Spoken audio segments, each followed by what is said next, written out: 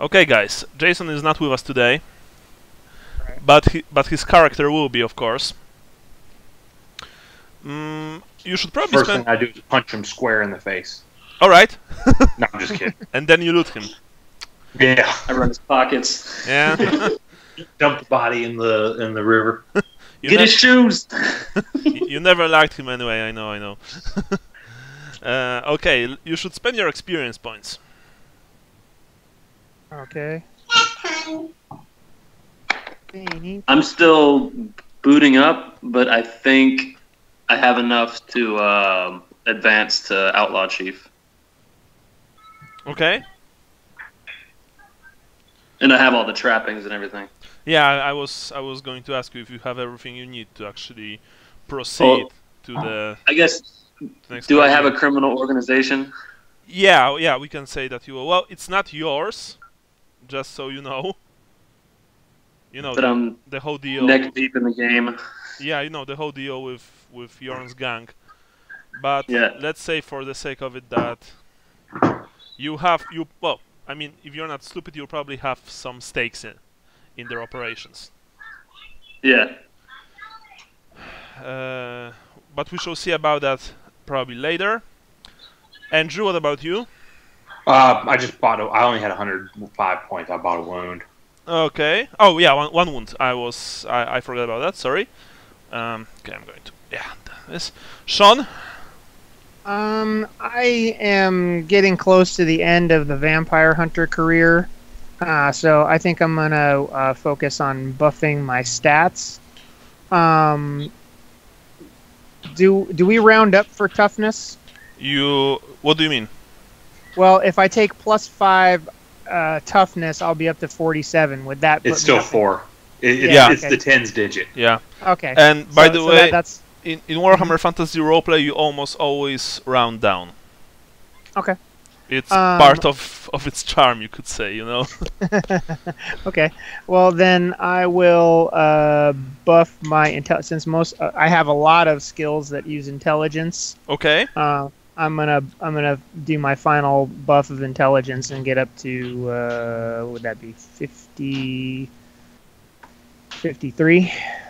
Okay, cool. That's actually really 53. Wow. That's almost academic level. To be completely honest. Very nice. Okay.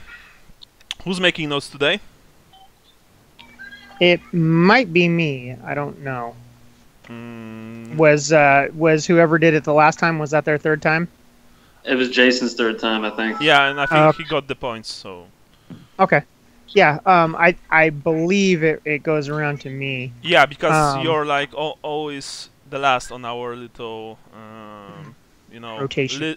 rotation list of people who are making notes, because Andrew's first, I believe, then it's Brian, or maybe it's other way around, then it's Jason, and you're the last.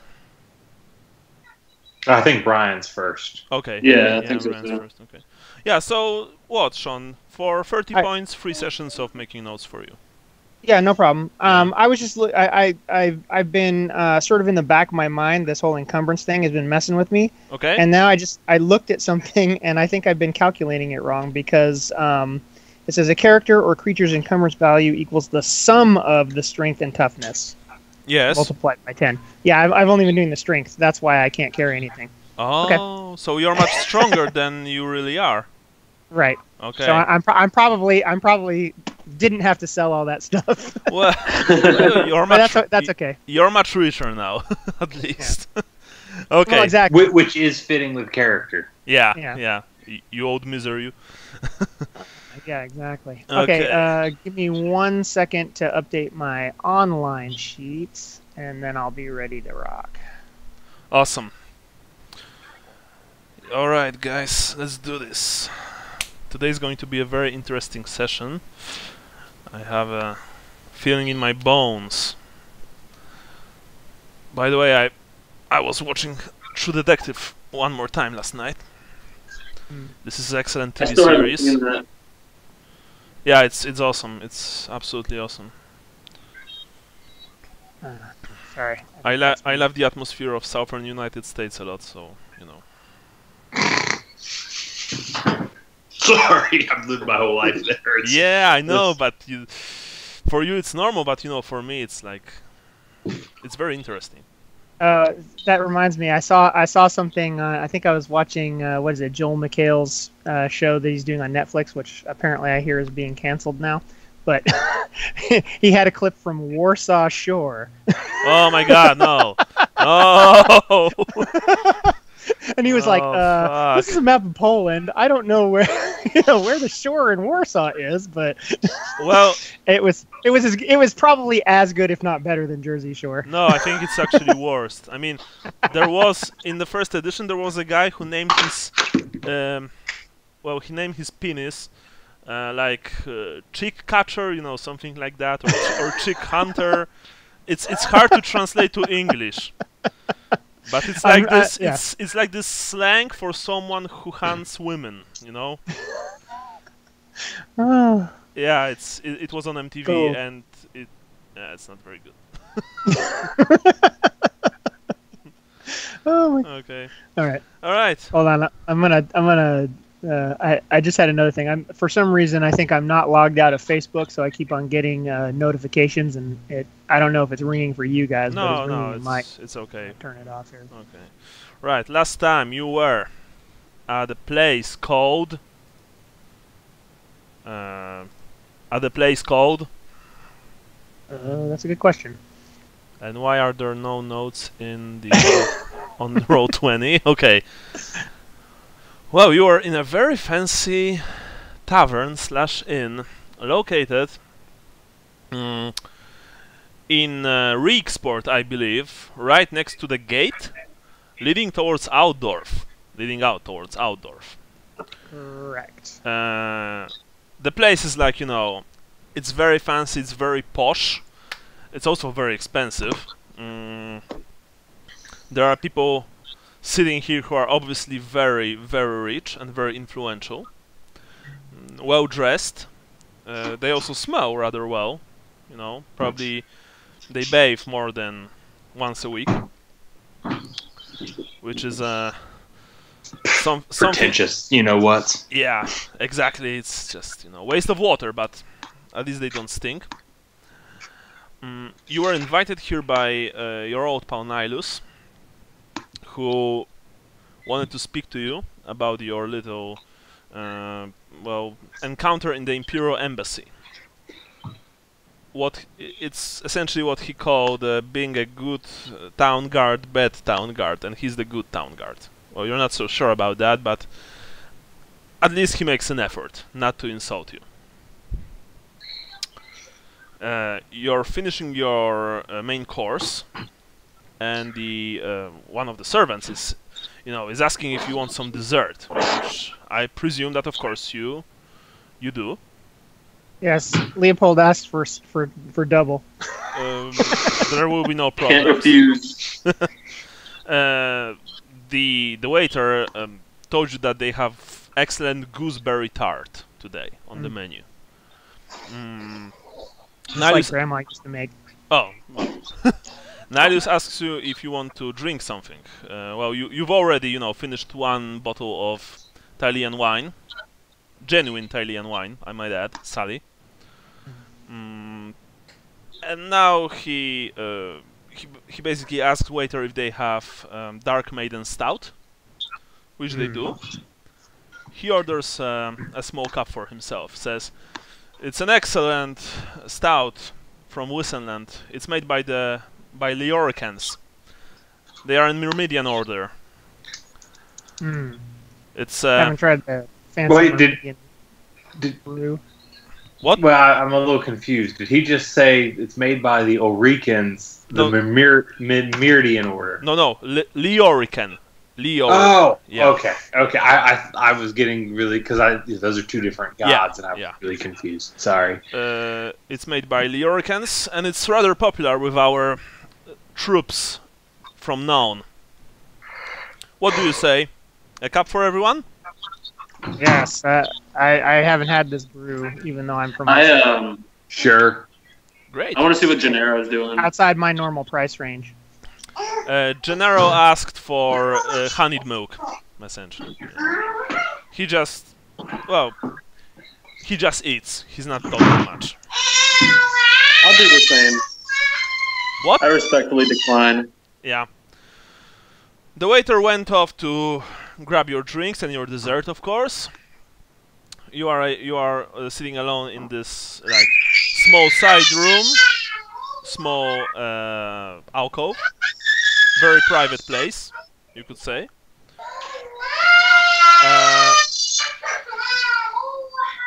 Okay. Sorry about that. No worries.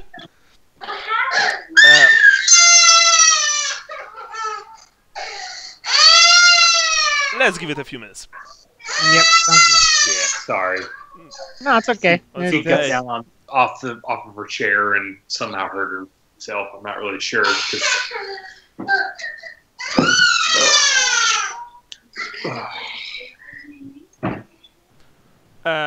All right. Okay, I think we're good. Yeah. So you're sitting on the, like I said, in the small alcove. If you have any questions, now is probably good time to ask them. If you have any complaints, then it's probably also now good time to voice them. So if I'm remembering sort of the vague recap, she wants us to. So we were talking about immediately pursuing the crusade. Pursuing the crusade, but she wants us to find this temple place first in the swamp, right? Indeed. Well, we did also want to go there, but she wants us to come back with a report, and if I recall correctly, at least I didn't want to, but I was of the impression that we were not so jazzed about having to come back and report to her on that. I think we have to. By the way, guys, are you speaking this like out loud, or are you saying this between yourselves as players? Because I'm not sure how I should react. I'm saying it between us. I'm saying between us as players right now, because I'm just trying to get back into the mindset of what it was that we were actually doing. Okay. If that's okay. So I mean, is that what you guys remember vaguely? Yeah. Okay. Yeah. Okay. So if that's established, then we can get back into character and talk about it. Okay. With in front of Nihilus, if that's okay. Go for it. All right. So yes, Nihilus, we have a line on a man to visit whose name, of course, escapes me at this moment.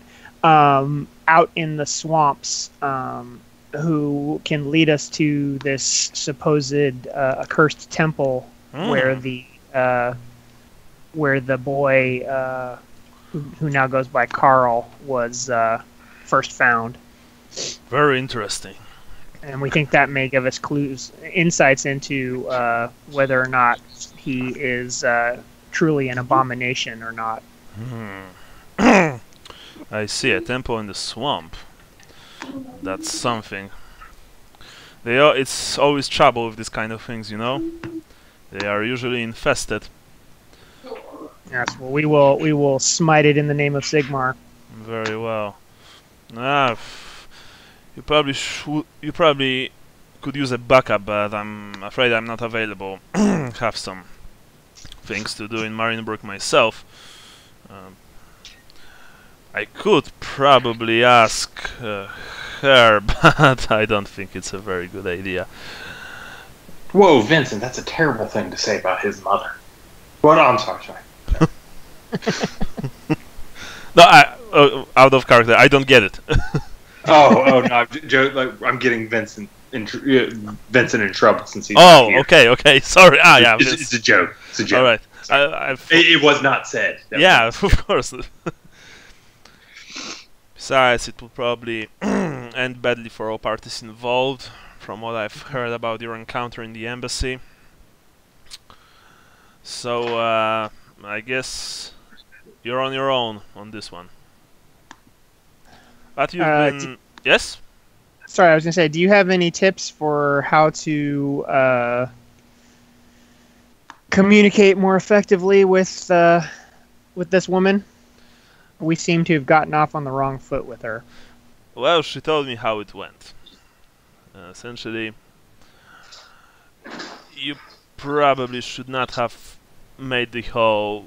Well, you know, you should not have tried to be, like, secretive and stuff. Shadowmancers are trained to, you know, detect when someone lies to them. And Sally, with all due respect, you're a turbo liar from what I've heard. Look, it's not that she's even that bad, alright? It's all a facade, so to speak. She has a reputation to consider. And she's in it much longer than I am.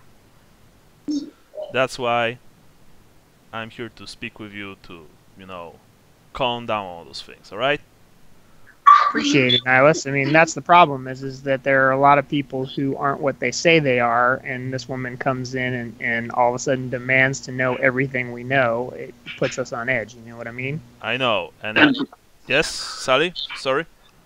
Yeah, I wasn't lying to her. I just wasn't giving her any information because I need to know who she is first. But now we know, so I raise my glass of milk and honey. For what it's worth, I actually wanted, you know, to speak with you instead of her, but she's of higher rank. So, who I am is basically, you know, an errand boy, so to speak. Well, I don't think any offense has been taken on our end now that it's been straightened out. Is it? If it is, you should tell me right now. No, I said I don't think any offense has been taken on our end. Like we're not offended, or I'm not. We're a little offended. Woodsman, But he asks Lucas. Oh, I'm greatly offended, but it is what it is.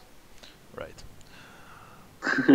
Why I'm asking is because there's a big chance that you'll be speaking to her again, and I don't want there to be any incidents. Not because I'm afraid of my colleague, but because I'm afraid of you. If you catch my drift. We'll handle it a little differently in the future now that we know she is also our employer. That's not exactly the right word. But you are being paid very handsomely, I must say. You've already taken 15 gold crowns from Schmidt, and you were offered additional 10 for what is essentially just, you know, walking around and asking. Most people in the old world would kill for that kind of, well, employment, you could say. Right.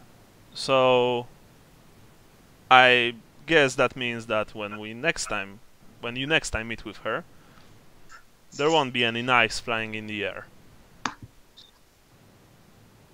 Right? No. No, there won't be. Good.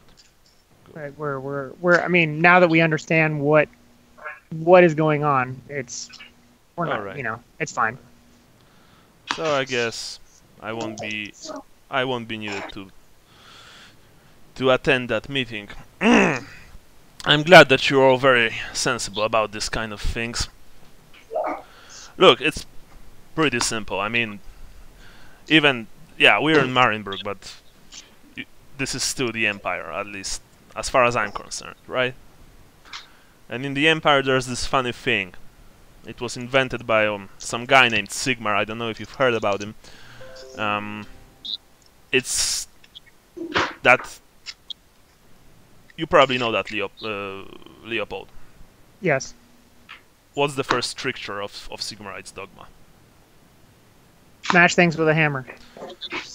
Good, but actually that's the second stricture. The first one, Obey the Emperor. yes, in a matter of speaking, obey your superiors. That's what old Sigmar was all about, right? He actually, in one hand, had this nice stick with a carrot at its end, and the other hand he had this big smashy hammer. And first he presented the carrot to the tribal chiefs. And most of them took the carrot because it was tasty. And he promised them many more carrots. But those who didn't like carrots, or who complained that they would like beets, for example, or cabbage, he smashed with the hammer. Look.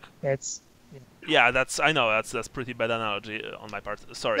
No, it's good. It's my way or the highway analogy, which is pretty much how she played it when we met her. So, if that makes it any better, you have no idea how many times I was in your position, and you know how many times I've ended with lashes on my back because I had way too big a mouth.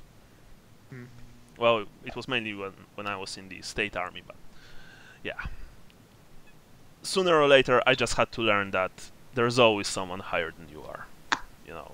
I understand that very well. And I don't like it. I really do. I really don't. That's why I'm so pissed at your treatment in Talaheim by those fucking blue bloods. But it is what it is. Unity is everything. The Empire is everything, especially now. Right.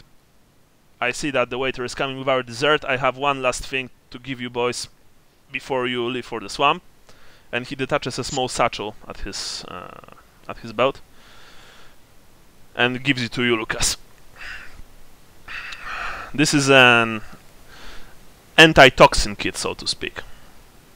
Very well made. It could come in handy during your trip to the swamp. It will probably cure most of the infections. This one's on the house. Well, actually, this one's on me. I put it in my gear.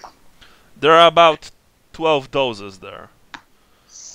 They don't smell or taste too well, but they should get you through. Oh, the tart is here. Ah, I was waiting for this. And with that, you eat the tart, you drink the stout. It's very good, actually. It tastes a bit metallic and bitter, but in a good way. After that, you leave the place. On the cold street of Marienburg, you know, Nihilus covers himself with his cloak. It's quite early. You could probably reach the Swampers in like an hour or two from now. Actually, they are very near to the city. I don't know how much. We should get some rations first. You can buy them probably at their camp. These folk are, you know, they're pretty well organized when it comes to traveling through the swamps. If they're like any swampers I've met in the Empire, that is. I bid you farewell and good luck. Is there anyone you would suggest hiring as a guide?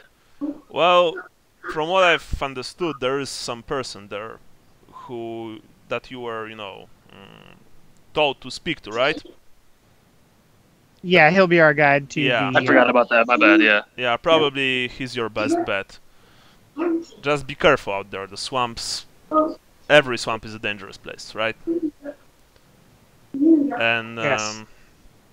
especially don't fall in the water. That's like the #1 swamp rule. Alright, I need to go. I need to clean that friggin' rifle. He looks at Vincent. You know, you could at least clean it after you've shot that guy. Whatever. Right. May the gods watch over you, boys. And you... You too. And with that, he puts on his hood and silently walks away, leaving you on the street, smelling of fish, salt, and dampness. Alright, guys. Shall we head out and find whatever this guy's name was? It was something... Jekyll swamp. Sampmont. Yeah, some month. There you go. It's in the it's on row 20. I've written it. But you have to scroll up a bit. Lucas, you can add the best quality antitoxin kit to your inventory. Yeah, I'm looking something up on that right now. Because I had an antitoxin kit, and I'm trying to figure out how many. You said there were 12 in this one. Yeah. And I'm trying to figure out how much they normally have. If they have more, like if yours has more, then add that many, you know, add the difference, yeah? Yeah, okay. Hold on. It's also best quality, so I think the weight is halved, actually. Or at the very least, it's lighter than your usual antitoxin kit. This one's in a fancy, like, you know, leather satchel, impregnated against the cold and the damp, so... Okay, it looks like an antitoxin kit normally doesn't have a full 12 doses, so but you said it was the best quality, so... Yeah, so this one has, essentially this one has 12. Even if the normal one doesn't. All right. When we come back to Marienburger, we see the uncle in Altdorf, the Uncle Dwarf. I'm gonna get that plate armor now that I realize I can wear it and carry it. All right. We'll need to speak about that, Sean. I mean, of course you can buy it, but remember that you normally never walked in plate armor like all the time. Ah, okay. Well, it's just something I need. I don't need it to exit this career, but I need it to exit if and when I get to be full witch hunter status. Yeah, I get it, and you can of course, you know, quite comfortably wear parts of it, but when outside the battle, very few people walked in full plate all the time because it was really challenging and really exhausting. But of course, you can, for example, you know, keep parts of it in the inn or even on your back, since you're quite strong. And it's not like you're going to get tired after an hour of walking in plate, just so you know. Okay, are you exiting the city? I think we should exit the city and post haste and go get this guy, Jekyll Sumpfmunt. Exactly. I'm good with that. Me as well, says Vincent. I'm assuming Sally's okay with it by his silence. Oh, I had it on mute. I was saying we should get 4 or 5 days of rations and then head out. Nihilus seems to think that we can get rations at the place where the swampers live. Where the guy is, yeah. Okay, I thought that was like right outside the gate, isn't it?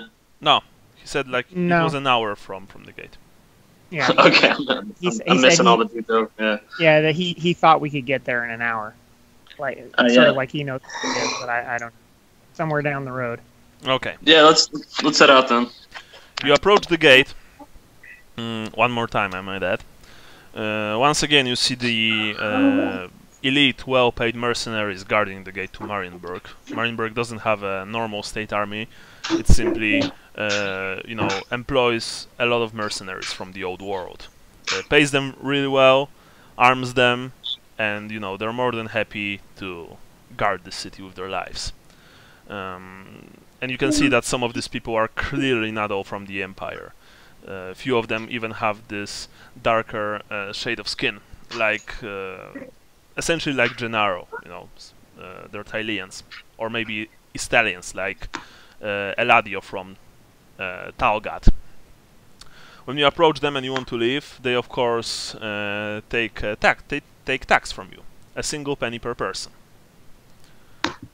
Okay, I got that. And they inform you that if you want to enter the city again, you need to pay 5 pennies per person. Thank you, sir.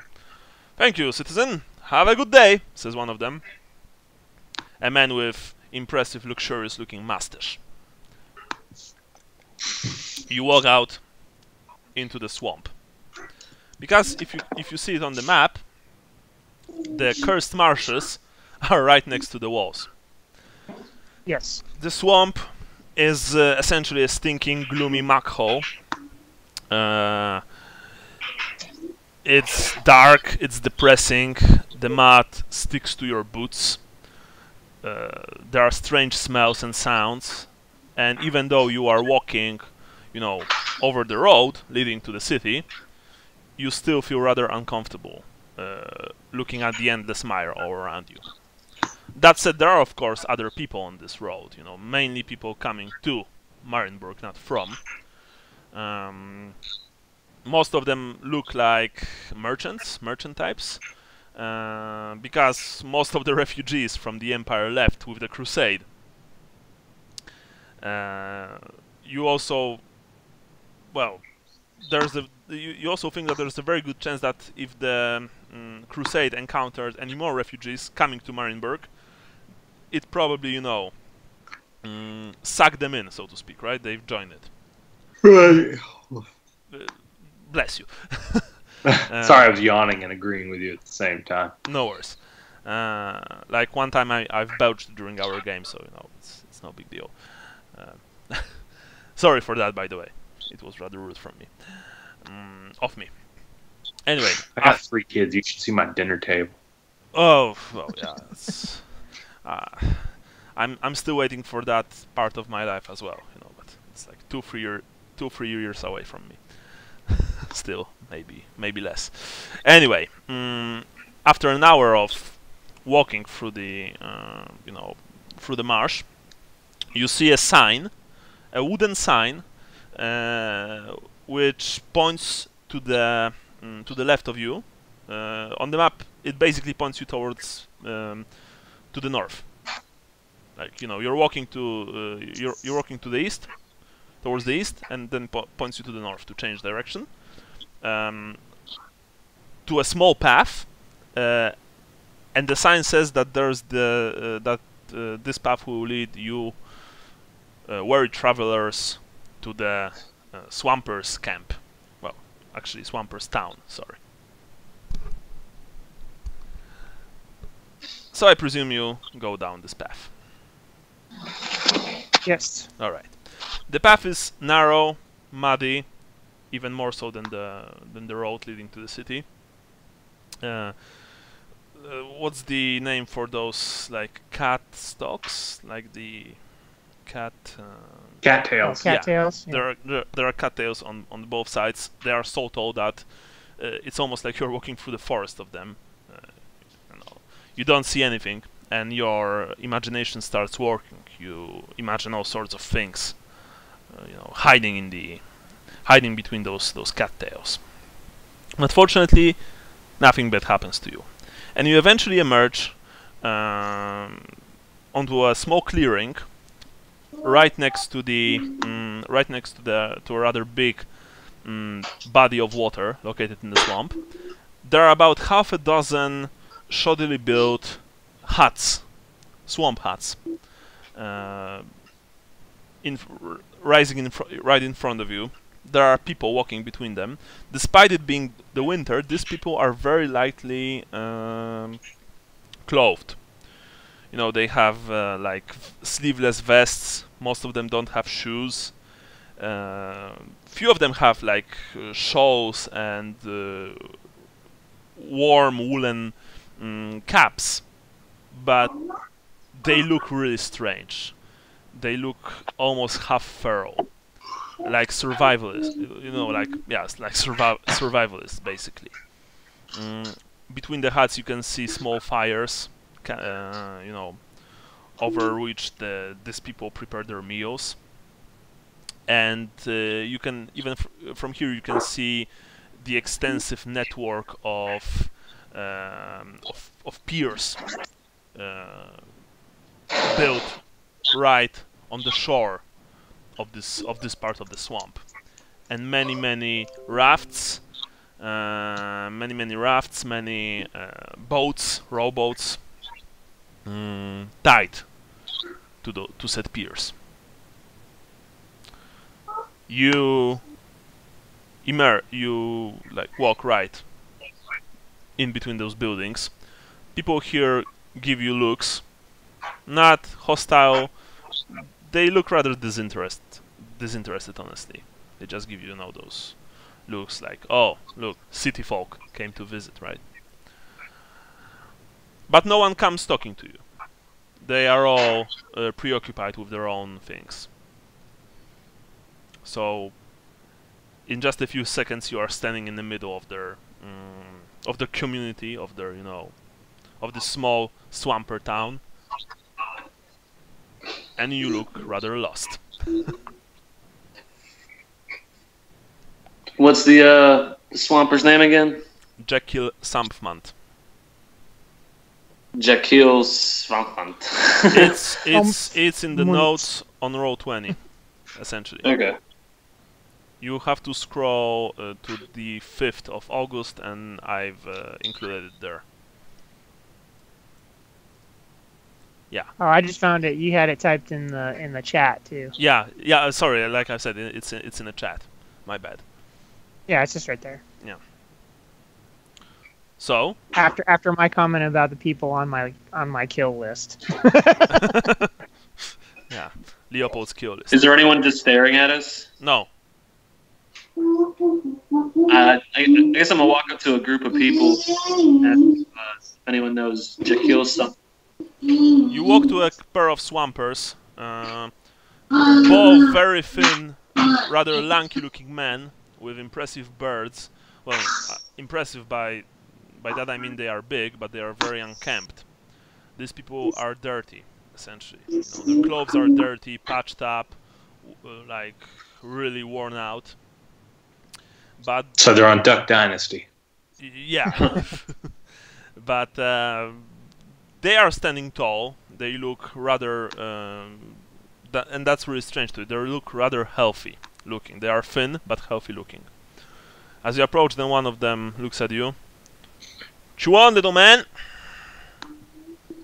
Looking for a Jekyll Sumpmund. Oh, Jekyll? He's right there, right next to his boats. And he points to a man who, from here you can see that he basically looks like almost every single person presented here. You know, threadbare clothing, no shoes. He's quite... You guess that he's quite old, because even from here you can see that the man tending to a big, like, rowboat has streaks of grey in his hair.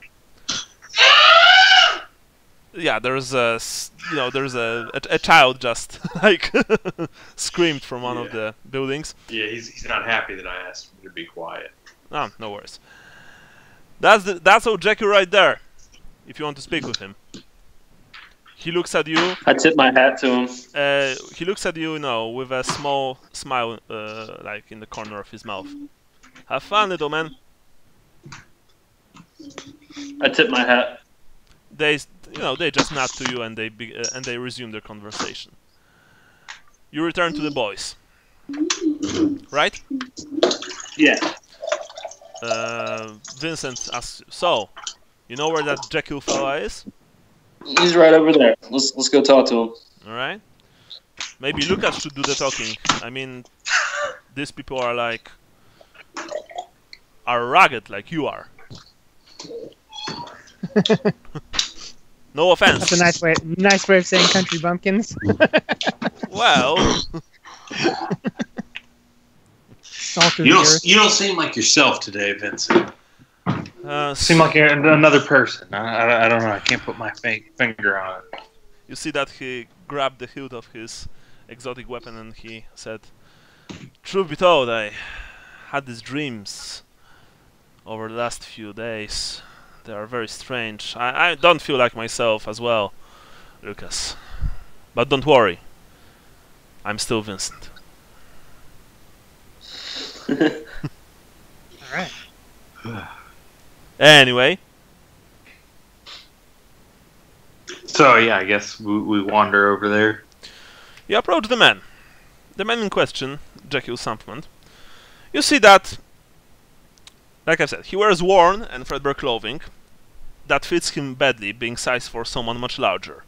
He goes without shoes, and his big feet are stained black from, obviously, regular forays into the mire. You can also see that he hangs several fish hooks from his homespun shirt, and and has a small black leather purse attached to his belt. The purse is very, very thin. Sorry, just one more thing. Yeah. Yeah, he's a gnarled, balding man. And when he turns to you, because he hears you approaching, he smiles. He smiles with this. This is a genuinely warm, white smile. You can see that his teeth are brilliantly white. Okay, now you can. What was his last name again? Sumpfmund. Sumpfmund. Okay. It's in we're the gonna chat. pretend I'm gonna. Yeah, we're gonna pretend I'm gonna pronounce it correctly. All right, no worries. Hello, Herr Sumpfmund. Hi, I'm Jekyll Sumpfmund. It's great to meet you. He looks at you and he's like, jolly.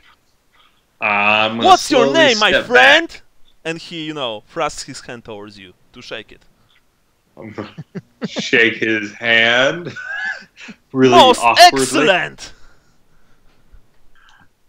Man, you look like you know the wild.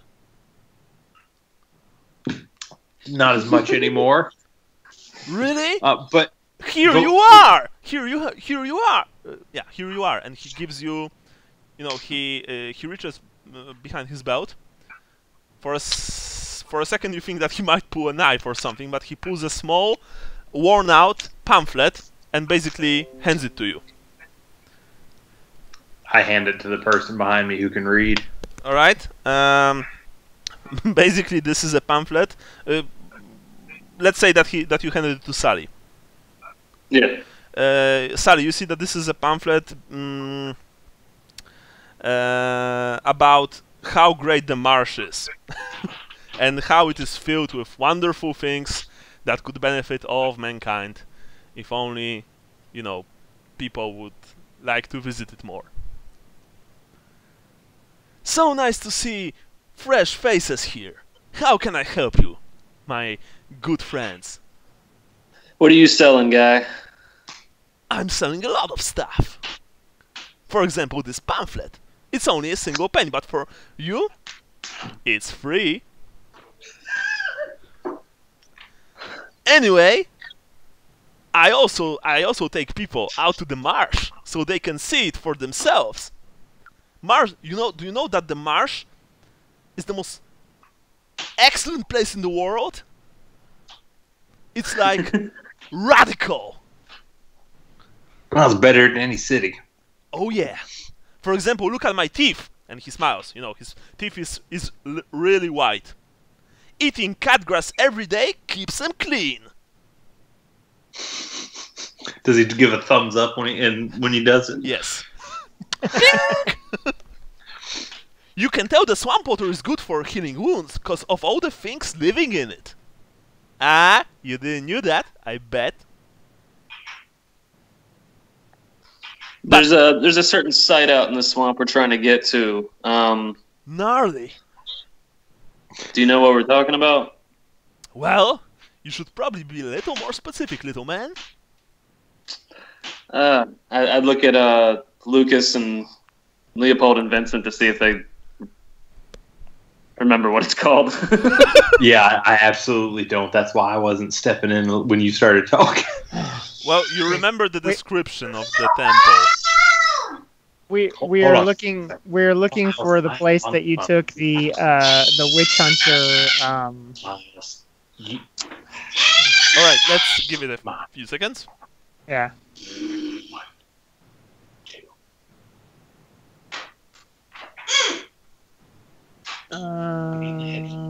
I'm just scrolling through the notes or through the chat to see if I can find the guy's name again. Oh, Osric Falkenheim. All right. So yeah. Yeah, I don't exactly want to say, hey, can you take us to the Chaos Temple out there? You know what I mean? Like, yeah, so we're looking for the site that you took Osric Falkenheim to. Oh, you mean the weird temple thing in the swamps? Yeah, I remember it. Yes. Of course I can take you there, my man. It will be like 3-day trip and then 3-day trip back.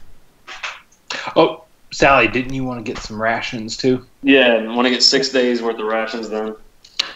Better make it 8. Well, Yeah. you can Just buy in case. you can buy rations like here. I mean, right now I'm going to tell you how much it will cost. I hope you're not going to run away screaming, because my prices are very good. So, like, first of all, you see, these are my boats. He points to two rather robust-looking rowboats. They can hold 6 people each, including the rower. Now, just before right before we set out, I'll be more than happy to row, right? But if that's the case, I won't be able to like see where we are going. So one of you will need to like steer the boat. You know what I mean, right? I think we I can think you probably should row go while up you front. steer. Come again? Sorry, Sally, what'd you say? I think you should be up front, and one of us will row. Very well. That's actually a very reasonable thing to do. Now just let me check one thing.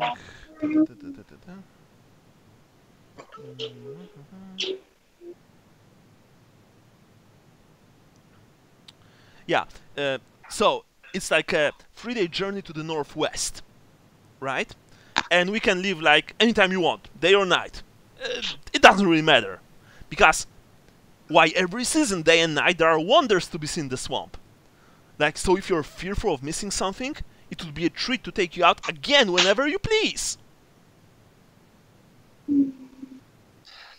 Yeah, you're sitting up front, I think. Yeah. Well, I thought he was going to steer the boat, but that's looking forward, so he can. Yeah. So anyway, I think we should just get some supplies and get on it. No time like the present. all right. So it will be like 2 shillings a day each for use of the boat. If you want to buy supplies, then it will be 4 more shillings. To like not each, of course. Just 4 shillings, and I will staff the boat with something very good, with some very good eating. That will help us on our way, So you said 64 shillings. Wait, What? yeah, I was gonna say 2 shillings per person per day. Is that what you said? Yeah. Exactly. It's basically And then 4 shillings per person for food. Just 4 shillings. Oh, just 4 shillings. Yeah. So it's like there are 6 days total, 2 shillings per person, and then just additional 4 shillings, but only 4, not 4 per person, just 4. What's the total breakdown? Is it 64 shillings? There are 5 of you, right? Right. Yeah. So it's 10 shillings per day. Mm-hmm. So Right? so that was yeah okay so Yeah, so so I it's see like- that's where yeah. you got the 60 from 64 shillings. Exactly. Okay. Yes. So Okay, I've got that.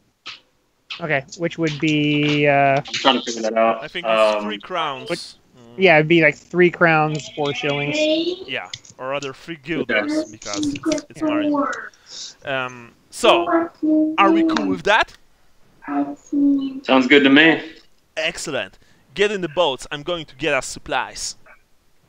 Okay, sounds By great. the way, you should read the I'll pamphlet. go with you. Nah, no need to, man. I'm cool. In the book that I gave you, the papers, there are delightful and various plants and beasts that make the marsh their home. You can read about them. And you can see I'm going with them. All right. And you can see right now that the pamphlet is indeed called "Delights of the Cursed Marsh." Okay, I will read the thing to get some sort of indication of what kinds of beasts are out there that we might have to contend with. All right. It will take you like less than an hour, but if you read it carefully, you'll be able to receive a +10 bonus to any outdoor survival tests in the swamp. I will read it carefully. All right.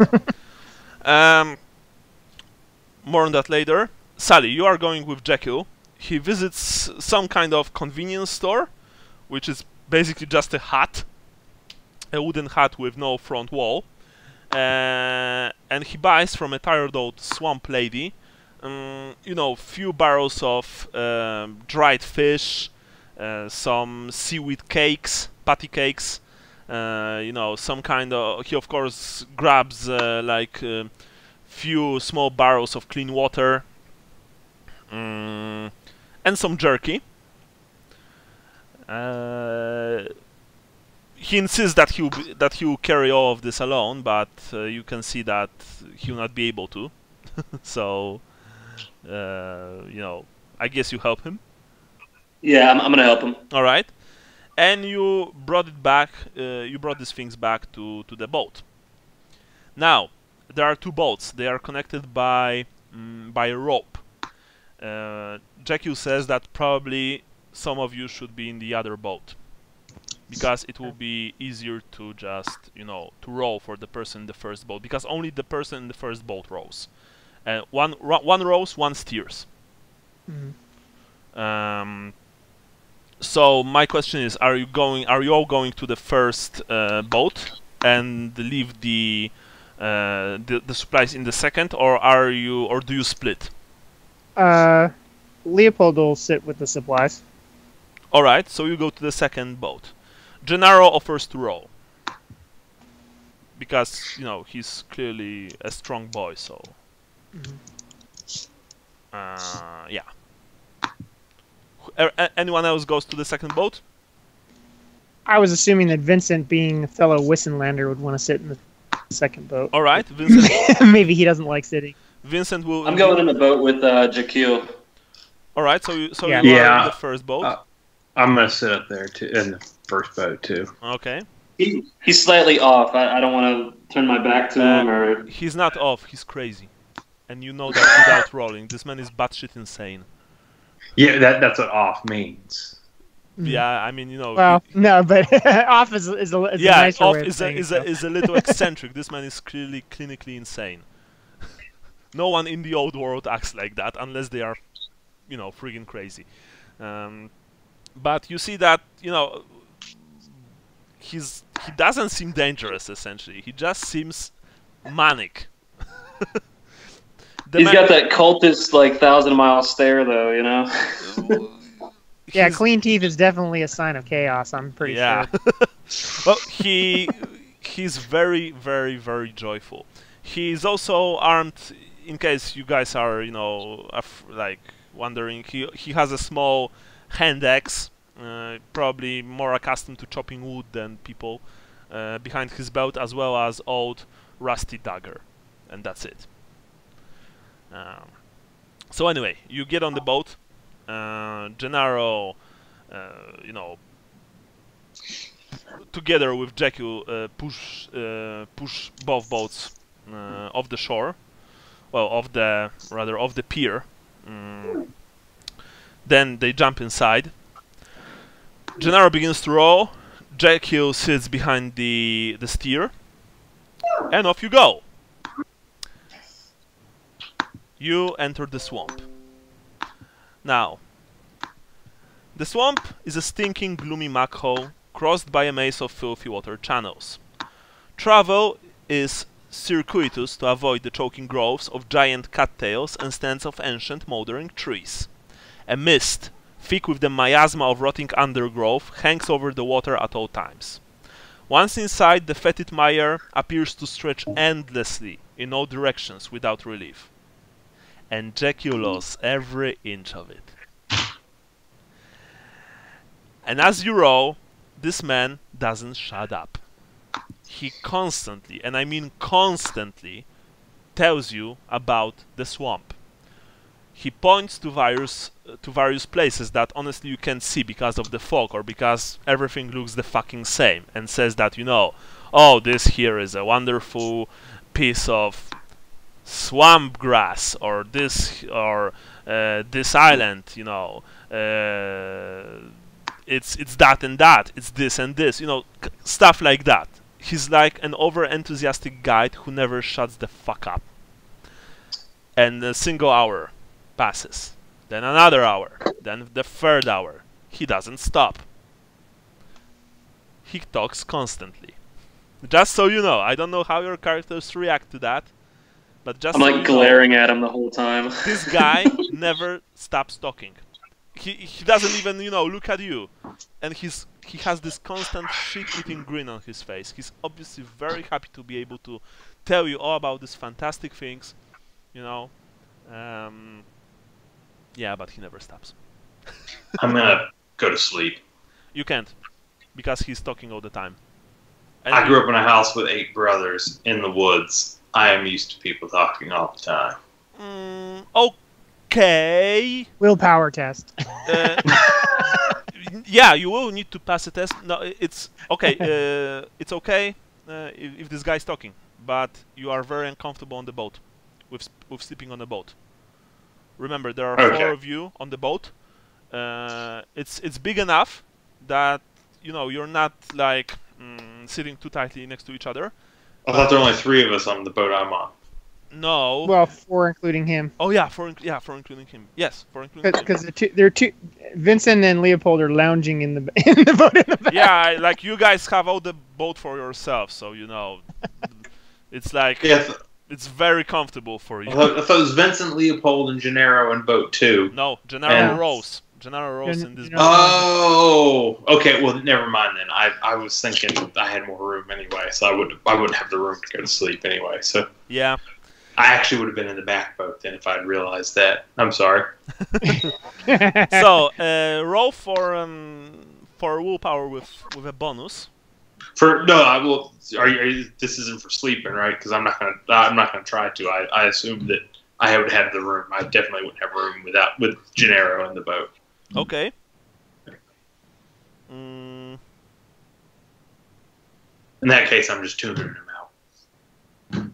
Okay. And looking at looking around, keeping an eye out, you know, looking for kind of the kind of things that woodsy people would be looking for, you know. Yeah. Yeah, Jakil, what sort of dangers are out here in the swamp? There are no dangers here, my man. Everything here is excellent. For example, we have trolls. You ever met a troll? They are very kind, you know. They're very helpful. They have like this. They are like these big, goofy guys, you know, with broad smiles. I've met a troll once. It talked to me, but unfortunately, it was on an island, and I was rowing, so I wasn't able to, you know, to go to him and talk about things. There's trolls out here, right? Yeah, trolls and big snakes, and you know, there are huge leeches. For example, there are those giant enemy crabs. You know that they have those pincers, and those pincers are very hard. You know. Jakil? Yeah? As your employer, I only want you to speak if you see one of them, and do so quietly. Roll for charm to do this, if you want to do this. I'm rolling fellowship, right? Yeah. Ooh. Oh, ye of no children. Jakil, you know, he says, "All right, I'm only going to speak when I see something unusual." 5 minutes later, he begins to speak again, showing you, ye of no children. yeah, showing you, you know, an old destroyed, like, I mean, an old broken tree, half submerged in the swamp. He tells that, you know, guys, we can swim over there. Perhaps we'll find a colony of swamp bees. You ever saw swamp bees? You know that their stings, they are very healthy for you. What do you say? We'll pass for now. Oh, alright. Maybe on the way back. Yeah, exactly. Alright. Right, now Jakil needs to roll. So, I tell Gennaro and Tylian, if I have to, I'll choke this guy. Gennaro just says also in Italian that, well, I think there's something wrong with this man. Yeah. I'm All right. keeping a close eye on him. I don't think that he's dangerous. I just think he's fucking annoying, Sally. If there is a troll, I think he'll give a very verbose and loud speech about it. Alright. So that's it, and now I need to roll another time. Oh, roll 20, come on, baby, roll for me. Oh, okay. Very nice. Oh, it's a bomb. So good. Okay. And the boat flips over. Oh look, a swamp dragon. Yeah, Anyway. Zombie dragon. Yes, no, that's behind you. That's no longer the case. Or is it? Anyway, you are essentially you are swimming through the marsh for the whole day. This is a strange place, and all of you feel rather uncomfortable. There are sounds and sights all around you that makes your skin crawl, you know? Calling of birds, some, strange splashing sounds. More than once you also thought you've heard some kind of, maybe not roar, something between a roar and a scream. Other times, it's eerily quiet, and the only sound that you're hearing is the, are the grunts of Gennaro, who's rowing, and the water splashing over the boat side. About 3 hours into your first day of your travels, the boat passes by a series of small floating islands, and you see that on them there are bunches of strange yellow and pink blossoms. Many of the flowers appear to be the shapes of ears, and as you pass them by, they seem to turn to follow you. A few of the blossoms sit atop bloated sacks and have the appearance of shiny-lipped mouths. From within each flower droop 3 thick, petal-like tongues, moist with sweet-smelling nectar. The nectar is smelling so strong that you can actually, that it smells stronger than the marsh itself, which, well, is rather a fit in itself, honestly. But the most disturbing thing are the dozens of shriveled birds and mice corpses laying around the edge of the islands. Are you doing anything with that? I want to make sure the boat doesn't get too close to all that. Well, like I said, it's like, meter, half a meter. The islands are really small. They're like, they're just like patches of dirt emerging from the water. I'm thumbing through the pamphlet, and I say, "Hey, Jekyll, what are those things? I don't think I saw them in your pamphlet." Oh, these are the most excellent flowers in the marsh. Basically, if you gather some of that nectar, it makes you very happy, my man. You want to stop and like get a bit of it? Not this time. Maybe on the way back. Very well. And with that, you leave the strange bog flowers behind you. Anyway, 2 hours later. Actually, no. Let's make it like. What was the time when you've left the marine? Like when you left the city? That you left the city. Was it like noon? I believe. Yeah, it was probably closer to noon. I would have said like maybe 11, but yeah, noon probably. Okay. So now, alright, so 2 hours later, as you roll through thick fog, and you're actually surprised that, there's thick fog in the middle of winter. Well, not middle, it's like winter is slowly coming to an end, honestly. But this marsh is so big and so fetid that even in winter there's fog here. So anyway, as you are rowing through thick fog, you see a low black shape slipping soundlessly towards you. Out of the mist drifts a rowboat, being pulled along by a line tied at the bow that disappears into the brackish water. The boat is passing you like at arms. Let's give it a few seconds. Yeah. Sorry. No worries. Son. That's okay. Why don't we So, take a coffee break? Okay, cool. Yeah. Sounds good. All right. Be back in a minute. Miles, did you hear that? You need to get dressed too. He's not dressed. Stand up. So I just hope that my Arms up. Jekyll play isn't offensive to anyone here. You what? My portrayal of Jekyll. I watched this. I'm getting like surfer dude vibe, like hippie. Yeah, it was my goal. It is too. Like he means well, but he's done too much acid. Way too much acid.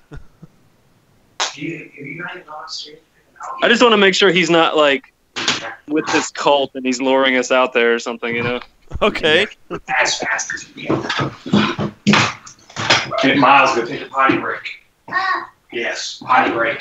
And then put your shoes on.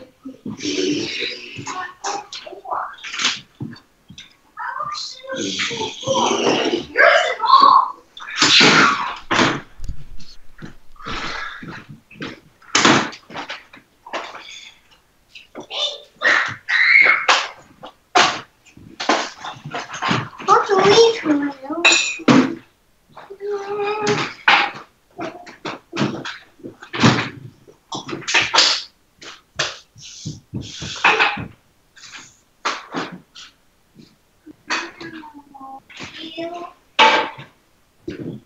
That's the one go with me. It's Miles and Ewan's turn, Molly. Mommy's turn. No, ironically, she's the only one dressed. Yeah. Oh, you can hang out and have daddy time. No, Mommy, I'll go with you. I'm sorry. It'll be your turn another day. Molly, on Thursday, you get to go on a special trip with Mommy. Yes. Okay, put your shoes on, Miles. Nah.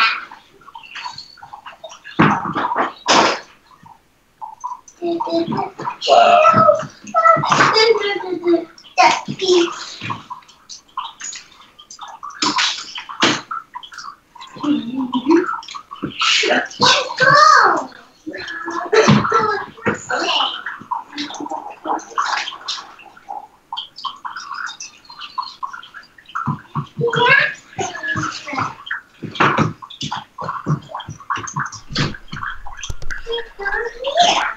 Nice, nice.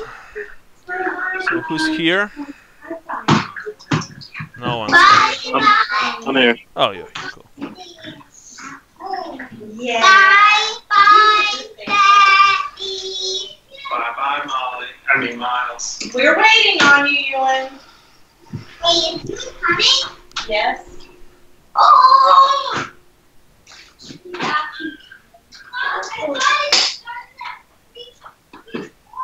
It does, but we have to drive there. No, it doesn't. But it does take an hour to drive there, get out of the car, walk into the theater, show them our tickets, and buy our popcorn and drinks and sit down. Okay, popcorn too. Maybe Daddy will make you some. Yeah. What am I making? She said Mommy, she wants popcorn too. Mommy, in my house as in Minecraft, Alrighty, I'm back. I don't know if anybody else is back. also have a swimming pool. Really? That That sounds really fun. has diving boards, and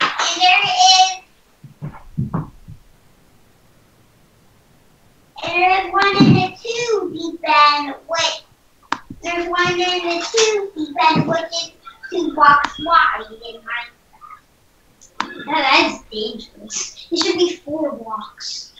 4 by 4. Are you dressed? You are you dressed?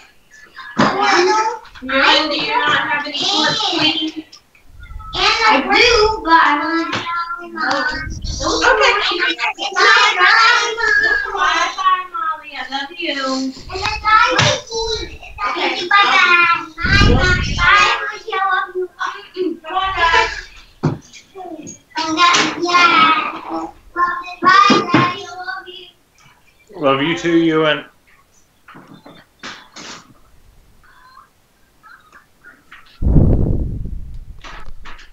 Who's here? I'm here. I'm here. Brian? Brian. I'm here. Oh, so you're all here. All right. So, Awesome. okay. So anyway, you see that it's a boat. You can see, because like I said, the boat is like an arm's reach from you. That there are nets, a lantern, and fresh supplies lying undisturbed at the bottom of the boat. Pulling at the line in the water.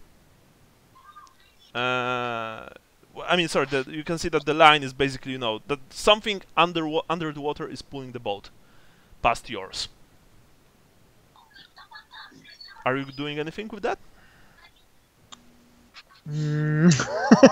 Like the water, the boat is has almost passed yours, and then now it will pass the boat in which Leopold and Vincent sit. Hey, Jekyll, do you know whose boat this is? I have no idea, but he must have been a real philanthropist, or is that the word? Because he left all those fantastic things inside. Have you ever seen a boat being pulled Alright. by something underwater before? The boat past yours. Yeah, I guess. I mean, oh, okay. I just now understood what was going on. All right. So in that case, would you do something about it? I would have kind of stood up to see if there's anything in the boat. Like I've said, you all see that there are things in the boat.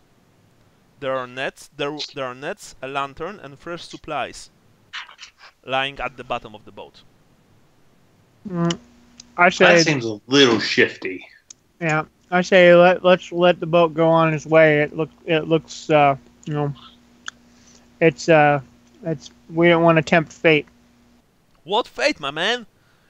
Look, clearly some kind of fish is pulling the boat. Exactly. Exactly, because it's friendly. Right now we're in Ronaldo's favor. Let's keep it that way. Yeah, we've heard about the fishmen of Marienburg. They can be. The fishman is the most excellent dude. I've met him actually. He's like really friendly. You know that he wanted to rob the rich and give it to the poor.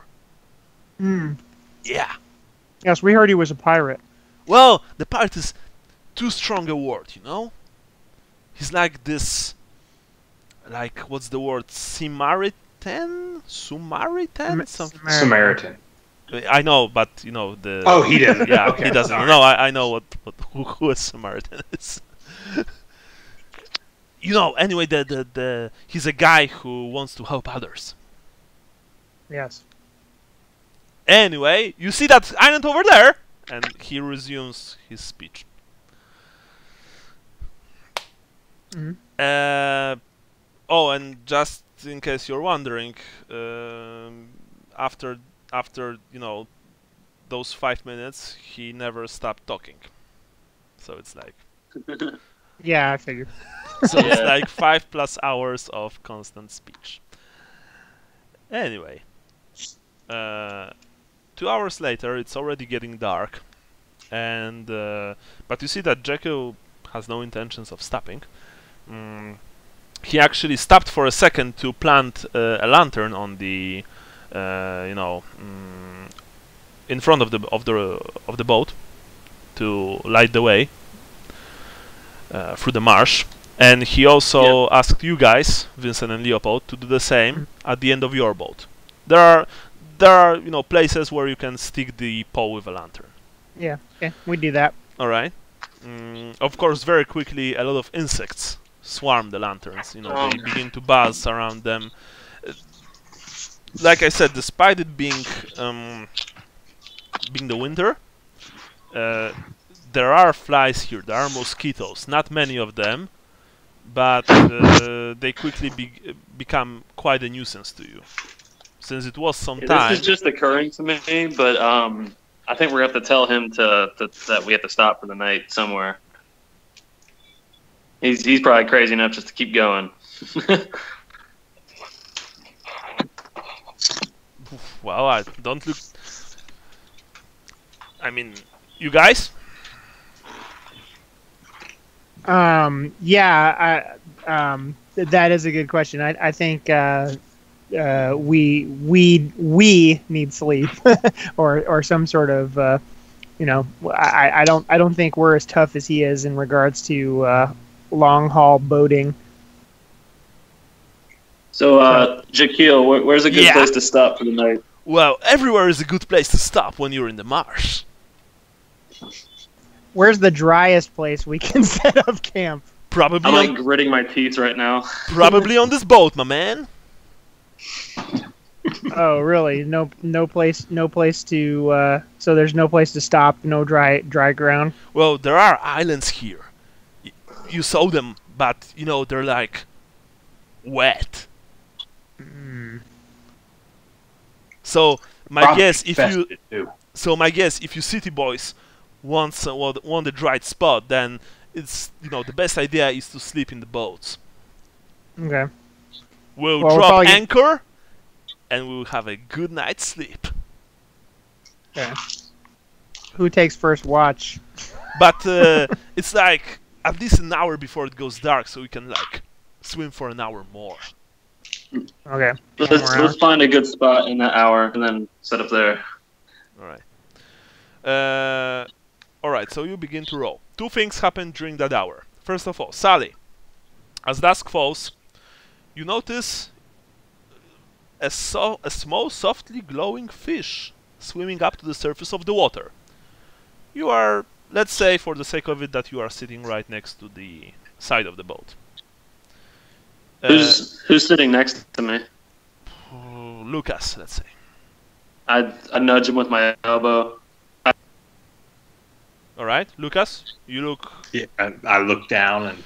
Okay, both of you see that the softly glowing fish reaches the surface, and you can clearly see that at the head of the luminescent body are two tiny, childlike faces side by side, with imbecilic, unblinking eyes. The faces. They look human-like. Yeah, they are human. They're not. They don't look human-like. They are human. The faces stare at you, lifting their mouths clear of the water and working their lips soundlessly, like they are trying to whisper something to you. A split second later, a pike swims out of the depths and gobbles up the glowing fish hole before swimming away. Good, because I was about to reach my knife and stab that. All right. So that was the first. That ain't right.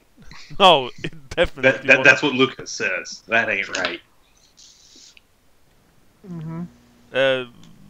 Yeah, well, Leopold, you don't know what happened, but you saw that Lucas and Sally, were captivated by something in the water. Sally, are you reacting to that in any way, or just whatever? Just everybody keep your hands and feet in the boat. Yeah, one step ahead of you on that one. But the water is full of great things, and he begins to once again give you a lecture on how great the swamp really is. About 20 minutes before you've dropped the dropped the anchor, because believe it or not, Jaquil has a small anchor in his has actually two small anchors in his boats. Another thing happened. Suddenly, a swift current swept the boat between two lines of twisted dead trees.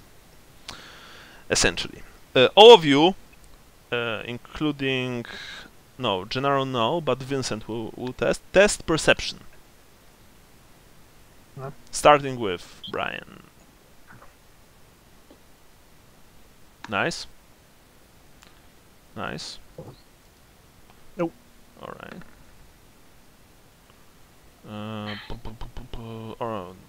Past. All right. So, suddenly something happened. As the boat rushes down this narrow channel, like something struck at you from the trees. You don't know what it is. You had an impression of very thin, very very sharp grass tails emerging at an incredible speed from those trunks and lashing out at you. That said, Lucas and Sally, you were able to make yourself smaller targets. Like drop down on the boat. Well, not exactly. You are still. There's still a chance that they will hit you. There's the speed and narrowness of the passage actually prevents maneuvering, defense, or retaliation of any kind. And you weren't that fast, but there's a very little chance that these things will hit you. So now, Brian, let's see if they will. Okay.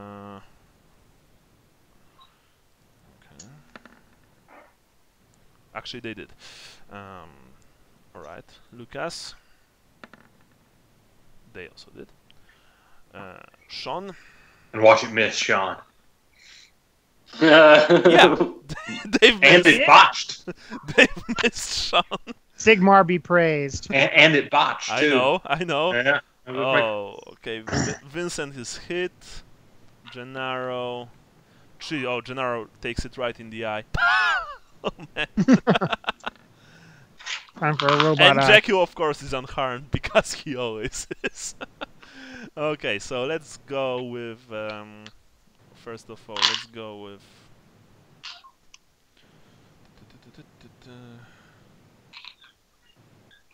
Wait a second.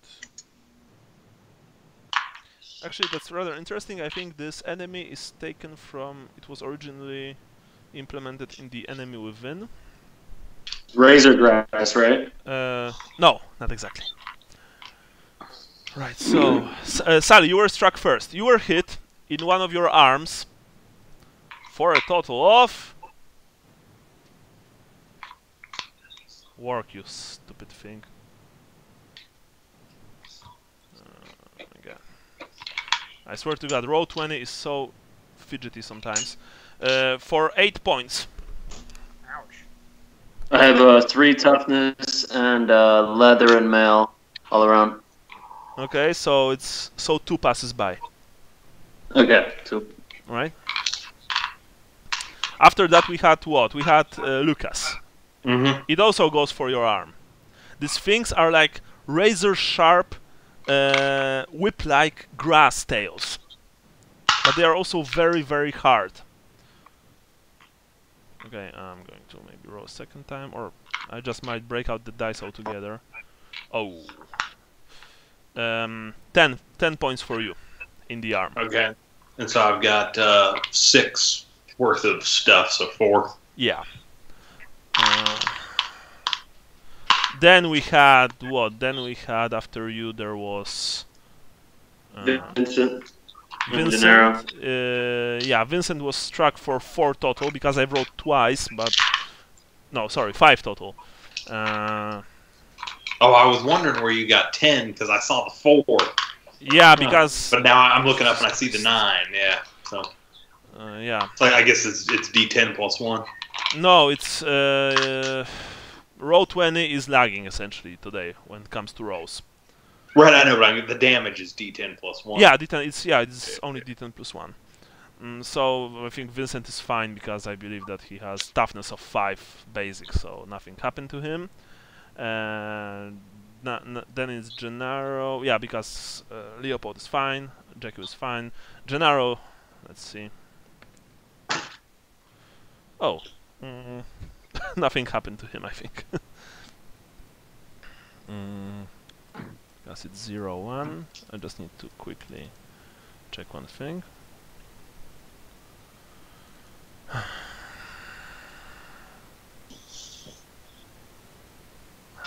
Alright, here it is. Sorry for the delay. That's fine. Oh no, it's actually, I think it, so it's 3, 4, 7. Alright. Sally, just out of curiosity, are you updating Gennaro's stats in any way? What? Are you updating Gennaro's stats in any way? I think I did last time. Okay. Let me look at it. He lost everything, and then he got paid a little bit. Let me Okay. see. You need to work on his character sheet, alright? Because I don't know how many wounds he has left. Oh, he hasn't taken any wounds, I don't think. Alright, so now he had. Gennaro has been slashed on his head. He howled in pain. All of you, have cursed this thing, whatever it was. But fortunately, your boat has cleared this area rather fast because of the current. Jackie, of course, is like, whee! It tickled. Yeah, essentially, what's that sound? Oh, I'm moving my computer. Sorry. Anyway, the strange grass had missed him as well as you, Leopold. Mm-hmm. And you're clear after that. Yay. How many wounds did he take? Who? Gennaro? Two. Yeah. Two total. Okay. 20 minutes later, you've dropped the anchor.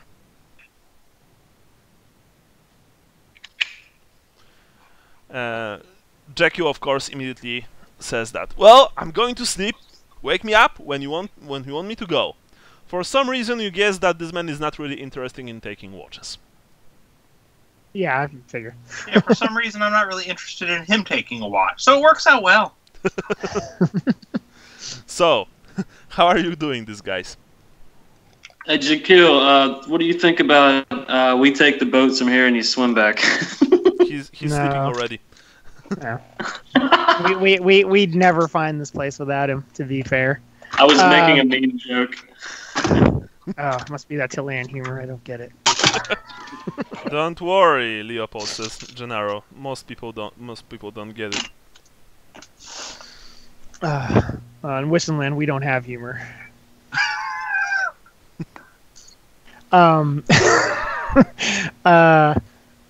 one laughs at that, even Vincent. Yeah. Leopold offers to take the first watch. Okay. Yeah, I'll take the middle watch. All right. Okay, so let's make this a little more interesting. How many watches do you guys take? For how long does each watch actually, last? And who takes the watches? Gennaro, you guess that it's probably not a good idea for him to take a watch because he's been rowing all day and he looks very, very tired. So that leaves then 4 of us total? Yes. Yeah. 4 2-hour watches? Yeah, yeah, I think so. Jakil is already asleep, right? Yeah. He's snoring loudly. Okay. In between, I suggest every time the we benches. change... I suggest every time we change shifts, we kind of nudge him with something just to piss him off. He's not sleeping through the night. As obnoxious as he is, I don't know that I want him mad at us. But anyway, do you want to just alternate boat? So I'll take the first watch, and then somebody in the other boat takes the next watch, and then... Yeah, true.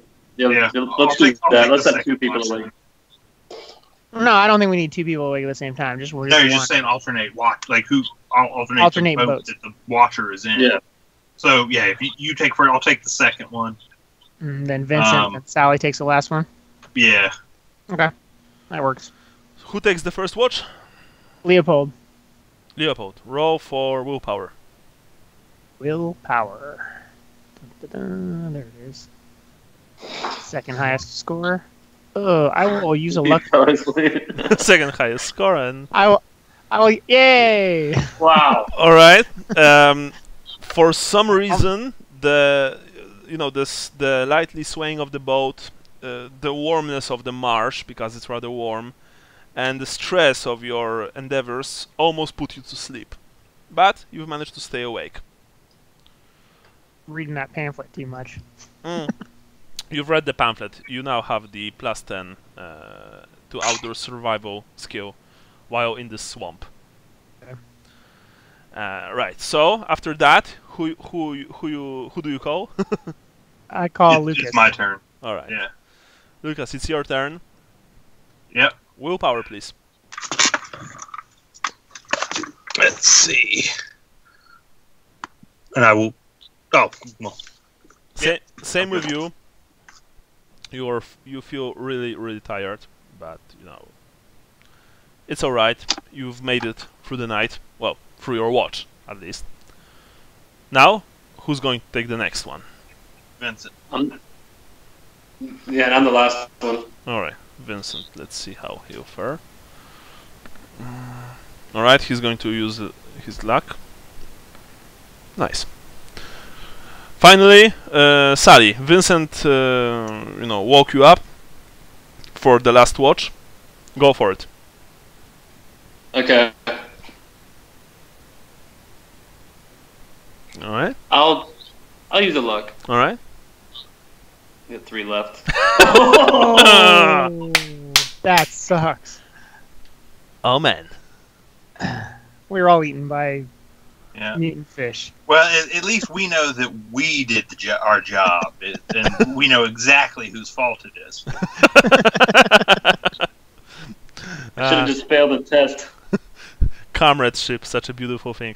All right, Sally, your watch also went well. Next day. I'm sure.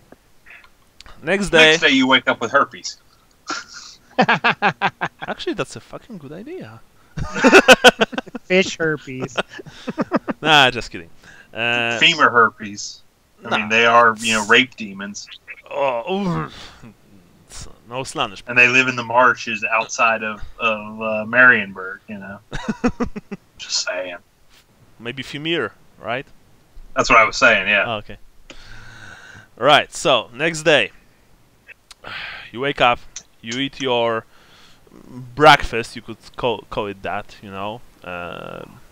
patty cakes made from flour and seaweed, dried slices of meat, pickled fish.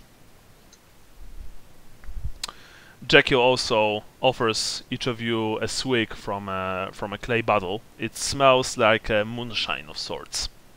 He states that it will keep the cold away. I don't want anything he's drinking. All right. Yeah, I'm good. Yeah, since he was talking about the nectar from those weird flowers making you super happy, I'll pass. Well, why don't you want to be super happy, my man? No, I do want to be super happy. I feel like I'll be super duper happy if I don't drink that. Oh man, that's not cool. Anyway, more This for is me. the Empire. Nobody is happy in the Empire. Oh no, my man. This is the wasteland. We're still in the wasteland. Now, I may be just a swamper, but I am a patriot. We've bought our independence from the Empire. At least that's what I've heard. Sorry, I meant we are Imperial. Oh, We are not allowed to be happy. It's a strange edict. You don't want to go anywhere near the Empire. You want to stay right here, trust me. of course I want to stay right here. Everything that I love is right here. My marsh, my trolls, my seaweed. Everything's here. I better not see one of these trolls this whole journey. Oh, they're really friendly. Don't worry about it. Anyway, Gennaro looks longingly at the bottle, but he refuses to drink. And Vincent also doesn't want a single, sip of this stuff. He spends most of the, last day of the trip praying silently, or muttering something under his nose, probably to more. Although he, swapped a couple of words with you, Leopold. As you are fellow Wissenlanders, you have something to talk about. That said, after the breakfast, which was exactly the same as last night's supper, you continue on your journey. Right. Are you doing the same thing as before? So is Gennaro once again rowing, or are you letting, you know, this time Jackie row and someone else sits at the behind the steer? I think if Gennaro's good rowing, I think we can just let him keep going. All right. So with that, I need to make this test. Yeah, I'm gonna ask Gennaro how he's doing with the rowing, if he wants a break or not. He says he's fine, essentially. Alright. At least for now. Okay, so it's a total 4. Oh, this is going to be 5. Right, so. Okay.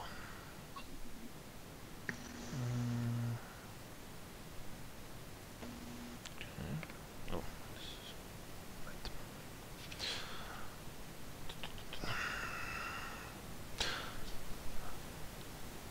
You had several encounters during this day. Several strange encounters on the marsh. On the Cursed Marsh. In the Cursed Marsh? On the Cursed Marsh? I'm not sure. In. Sorry. Yeah. By the way, guys, I'm trying my hardest. You know, English is not my native language, so if I make any mistakes, please correct me. Actually, because you're so enamored with the South, what we're going to instead do is not correct you and then make fun of you behind your back. Damn it! Lucas Bless his heart. Lucas dies because of the herpes. Yeah. Nah, just kidding, of course. So anyway, there were a couple of encounters. Jesus Christ, sorry. Someone is writing to me. There were several encounters during this day. Mm-hmm. But the most dangerous one was 2 hours after breakfast.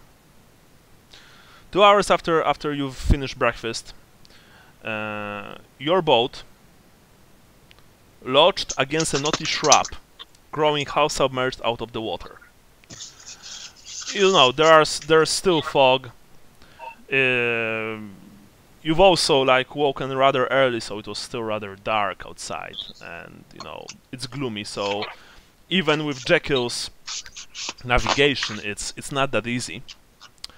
And besides, a couple of times, even last day, a couple of times, your boat, you know, has bumped into stuff emerging from the water, small pieces of wood, you know, small patches of dirt. Nothing too serious. This time, however, things changed. Almost immediately, a dozen wiry branches emerged from the water, curled around the gunwales of the boat, and dragged it, both boats, sorry, and dragged it half out of the water, tipping it at a sharp angle. The front boat tipped front first. The second boat tipped back first. I don't know the fancy names for boats, so Stern. excuse me. Prow Yeah. and stern. I don't either, so Uh, front and back end work best for me. Essentially, each one of you in the boat must succeed on a challenging agility test. Okay. Let's go with Brian first. Okay. Nope. I'm gonna use a luck. Second one, alright. If I botch, I'm gonna be really. Well, Oh man, he did it twice in a row. you topple into the water, Brian. Lucas? We can use a luck point to increase our odds of success, right? Yes, but you won't be able to use it if you fail or if you botch. Right. Yeah. I have a suspicion that I'm more likely to pass if I use it now. Very well. So, of course I didn't need it. Well, actually, no, I did because it's challenging, right? Yeah, so Lucas, just in time, you've managed to grab both sides of the boat and hold it for dear life. So you won't be, so you know, will not fall, so as not to fall into the brackish water. Next, Sean. Okay. I'm gonna do the same thing. I'm gonna spend a luck point to bump my chance of success up. Okay. Or was it? It was agility, right? Yes. Excellent. Woo. Same with you, Leopold. you see that your boats are at such an angle that you basically are almost sitting in up front, so to speak, in both of them. Leopold, you see that Sally fell in between two boats into the water. You see that Lucas holds for dear life, and you are actually sitting in a way that you can look at each other. Lucas, you can see that Leopold also grabbed his side of the boat. Now I'm going to roll for Vincent, Gennaro, and Jekyll. By the way, if Jekyll snaps it, I hope that some of you have navigation and very good outdoor skills. Because he can die, believe it or not. Yeah, I believe it. Alright, let's see. I hope that Jason updated his character sheet. Because what's on character sheet goes... Oh, no, he didn't pass. So I'm going to use second luck for him right now. Should have used the luck. No, Vincent falls into the water. But Sally, you had gunpowder weapons on you, right? Yeah, I did. Okay, you can like remove the... I mean, the gunpowder will be useless right now. Yeah. Vincent's as well. Alright, Vincent fell. Gennaro is going to use his last remaining luck point because he only has a single fate point left, and add +10 to his roll.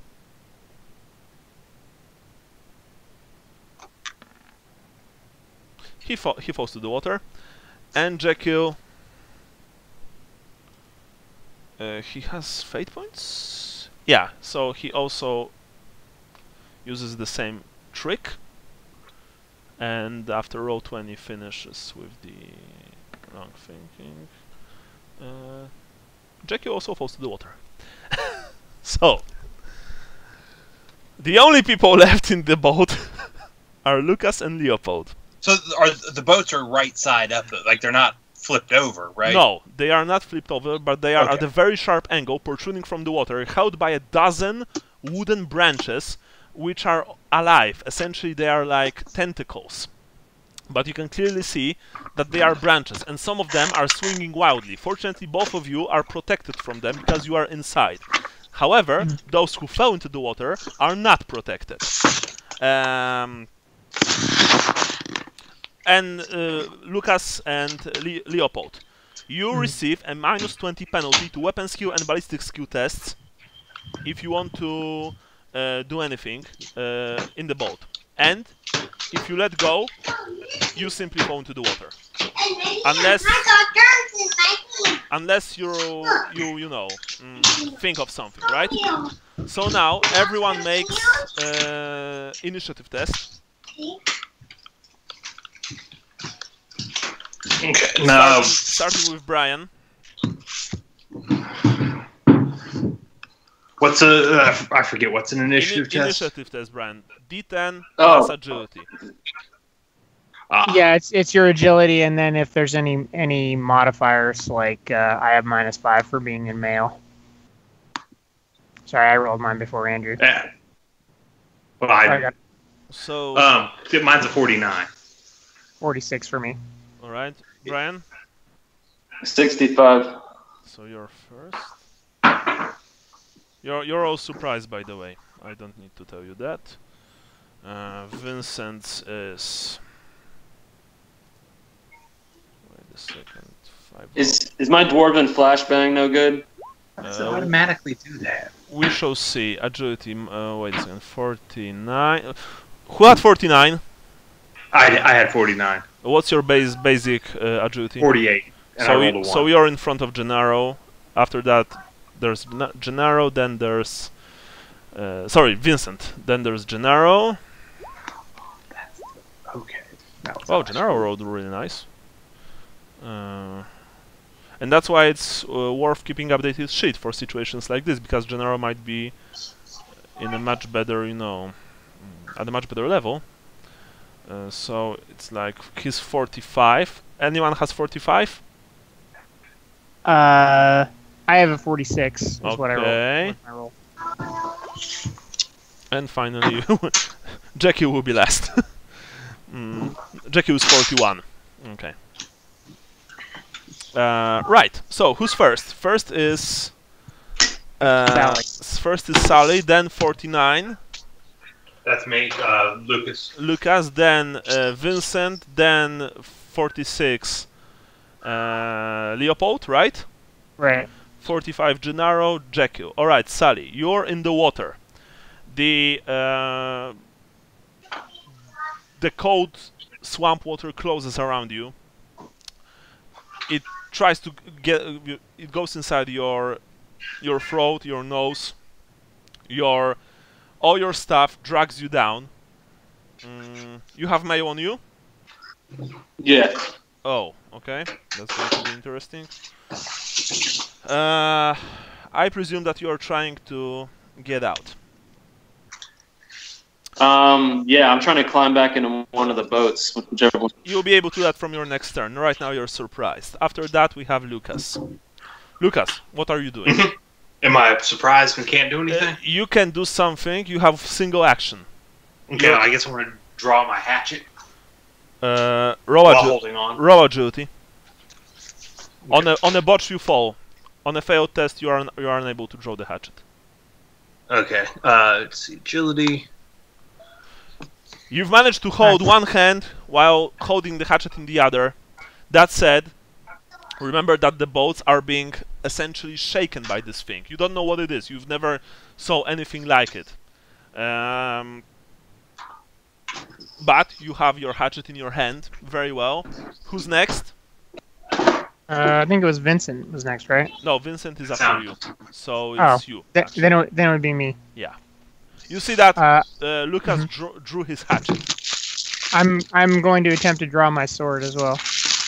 Agility test. Someone is drawing their peanuts. Yeah.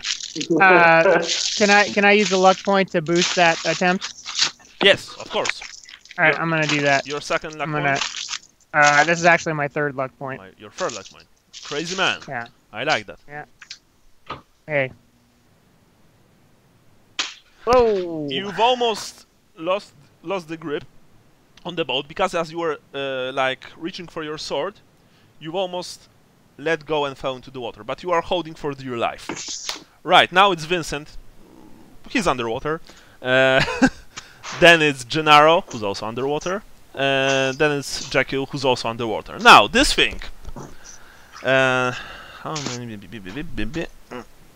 Sorry. There are 4 people in the water, right? Yes. Yes. Okay, so it's like Brian, then it's going to be Vincent. 1, 2, 3, 4. Last one is Jekyll. So number 4. Alright. Just see. Alright. Brian, Vincent, let's get in character. Sally, Vincent, and Gennaro are being attacked by this thing underwater. Sally, this thing is trying to grab you. This thing is trying to grab you. And so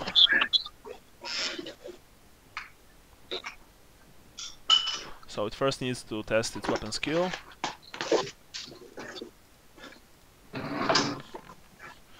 It managed to grab you.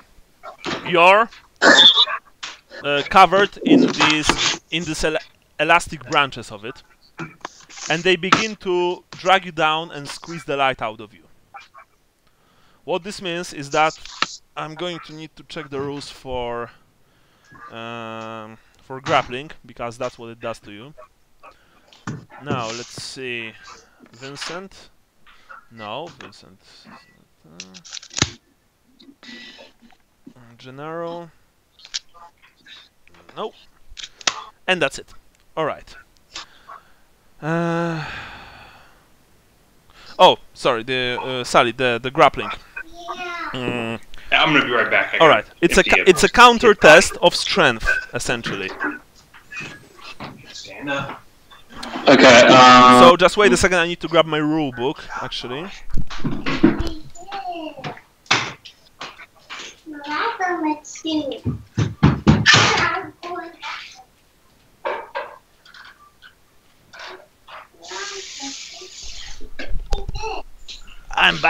Sorry for that. All right.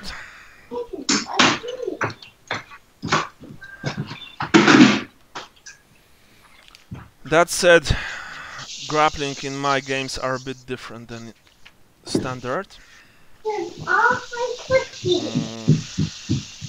Standard Warhammer Fantasy roleplay.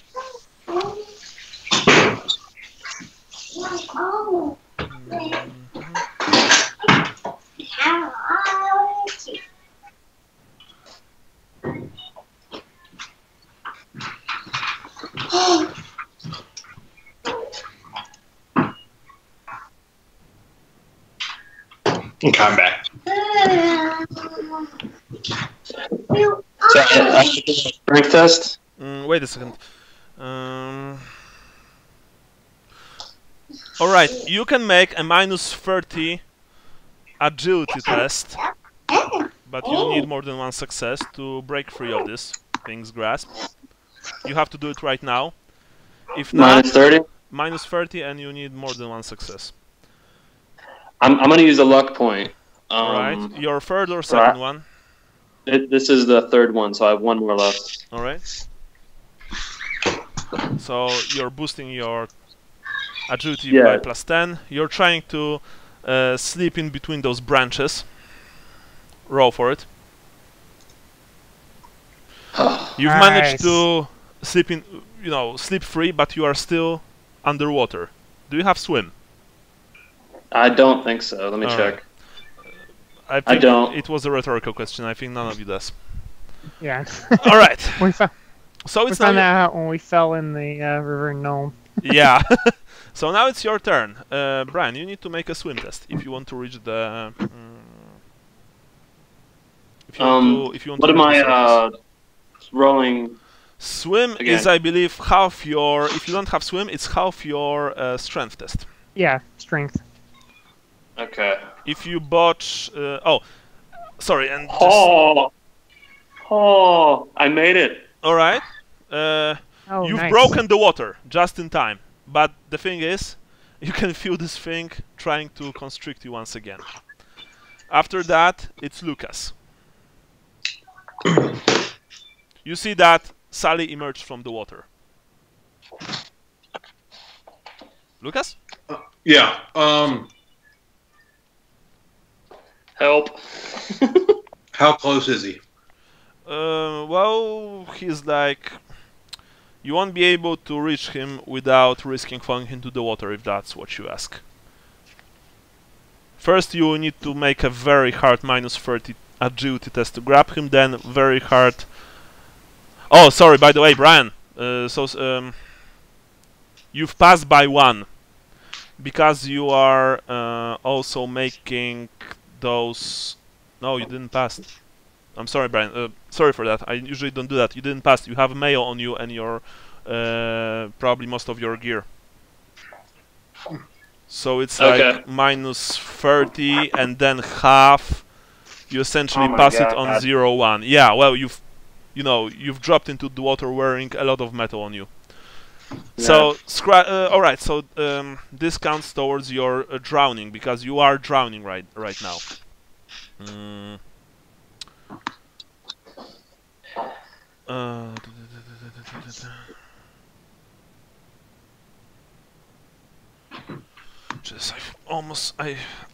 It's so rare to actually, for someone to begin drown that I never remember the rules. It's brutal. I remember that. Like, I'm debating just using a fate point. You know what I mean? Because mathematically, I'm not sure I can get out of it. Like, unless someone helps you, remember that if you use fate point by that, there will be consequences for you. So think carefully, right? Because, all right, yeah. I'll take it right to the brink before I use the fate point. But yeah. All right, essentially, after the first minute, so you still have 4 rounds because each round is 10 seconds. You need to make a toughness test. Oh my god. But basic toughness test. After the second failed test, you lose consciousness and you die after 2 minutes from suffocation. So you still have 4 rounds. Before I have to use a fate point, pretty much, right? No, before the first test. Oh, okay. After 2 tests, you lose consciousness. After 2 failed tests. So I'm holding my breath right and now. then I'm not after like... 2 more minutes, you die. So it's like 4 minutes total. If you fail both tests, of course, right? But the thing is that the first failed test, I mean, after the first minute, you have another -10 modifier. So, you know. But, I mean, you are testing on 0-1 anyway. Like, you need to roll 1 to break the surface with all your stuff. Yes, because you have 41 agility, -30 because of all the stuff that you have on you, and then you have that. Oh, so it's 5. Sorry, my bad. Yeah, 5. Yeah, so okay, it so failed. yeah, so you need 5 to break the surface because you don't have the swim test. Okay. Believe it or not, it's not that bad. 5% is better than 1. Alright, so anyway, you're in the water. Lucas, you see that this thing, you see the bubbles, you know, forming on the water. This thing trashes your boat. You almost saw Leopold fell when he tried to reach the sword. You have your hatchet in your hand, but it's very hard for you to actually, you know, hold with only one hand. So your weapon skill tests and ballistic skill tests will have a -30 modifier total instead of -20. What are you planning to do? There are dozens of these branches, you know, grabbing both boats. Yeah, can I swing at? Yes. Swing the hatchet at one of the branches. I know I want to do so very carefully, so I don't risk you can, falling over. But there's still -30 modifier. That's fine. But that's to the weapon skill roll, right? Yes. Okay. Yeah, that's what I'm going to do then. In case of botch, you fall to the water. Okay, I missed. You're trying to swing your hatchet, and actually managed to hit the side of the boat a couple of times. You know, it's like someone is shaking you very hard while you're trying to swing a weapon at a rather tiny but incredibly strong branch. Right now, Leopold, you see what's happening, and it doesn't look good. I need to try to pull my sword again. All right. Oh, by the way, in case if anyone's interested, I think both Vincent and Vincent has the same minus stats as Sally, and Gennaro only had, I think, leather armor or no armor at all. Yeah, I'm not sure, but I don't think he had yeah, mail. I don't think he had. So, and I don't think he has swim. I need to check it. No, he doesn't. So, it's only half agility for him. So Gennaro will test on 18 total. All right. Right. Sorry, Leopold. Back to you. What are you going to do? You see that Lucas is trying to free his boat from the evil branches of doom. Yeah. Yeah. Same here. I'm gonna try to pull my sword again. Agility test, please. Nope. You're trying. You are unable to get a good grip because this thing is just shaking your boat so very hard. Most of the things in the boat were fortunately tied, but a few of your provisions landed in the water. I will ask each of you, you know, later, who had his things on him. You know, like backpacks, stuff like that. But I presume that you all had your weapons on you, that you all had your armor on you, and stuff like, for example, I don't know, healing draughts, stuff like that were also on you. Everything, yeah. You know, everything that you would need at a very fast notice. Anyway, after that is Vincent. Vincent will try and emerge. I need to check how much agility he has. He's got agility 48, minus 30, half that, so it's 6. Vincent tests on a 6. And someone please count the turns underwater. Brian, you can do this, actually. Yeah, this is the first turn, like the end of the first turn. Yeah, but you also need to test it for... also note it for Vincent and Gennaro, okay? Yeah. So it's like... Now it's your second turn, remember that. You are already 2 turns in the water. Vincent is 2 turns in the water. Gennaro is 2 turns in the water. Jekyll, who I'm pretty sure has swimming. That asshole. Yes, my players, both of my player groups hated this man. Essentially, they wanted to kill him. Okay, so he's 49. He's like one of the few I don't want to kill. But even with that, Jekyll is 2 turns underwater. Now, this thing will try to grab you, Sally, and it manages to do this. It will try to grab Vincent. Of course it did. It will try to grab Gennaro. It did. Because, wait a second, I need to see. Helpless, basically, helpless character.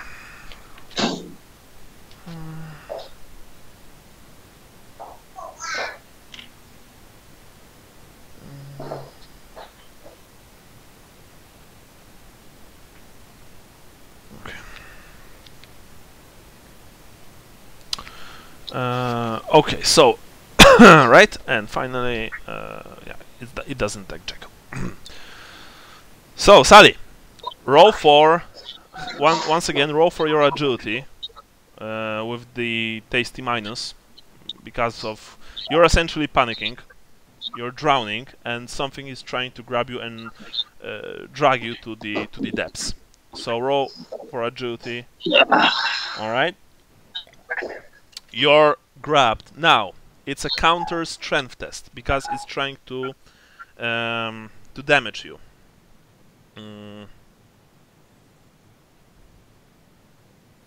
So, roll counter test, counter strength test.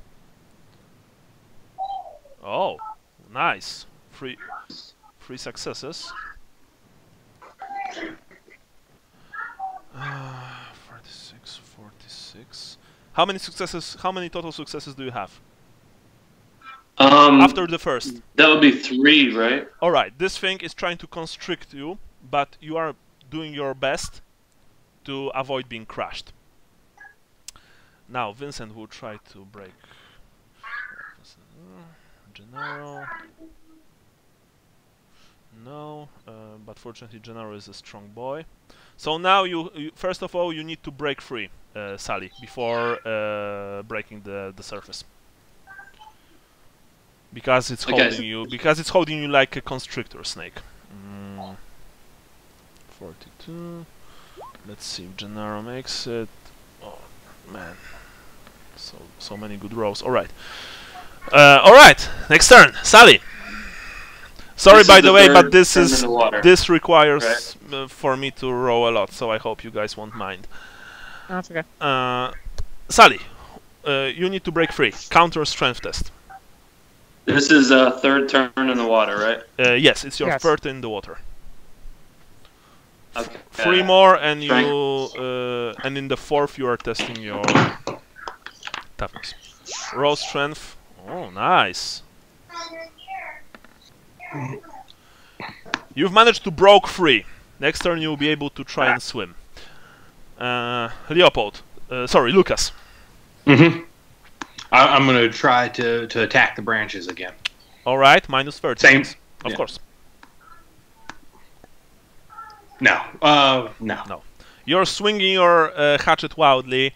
The fact is that you've managed to strike these things a couple of times, but it's like striking a very old, very ancient wood, essentially. Right, well, and obviously first priority is not also falling into the water, so... Of course. Of course. Leopold. Same, I'm gonna try to... I'm gonna try to pull my sword.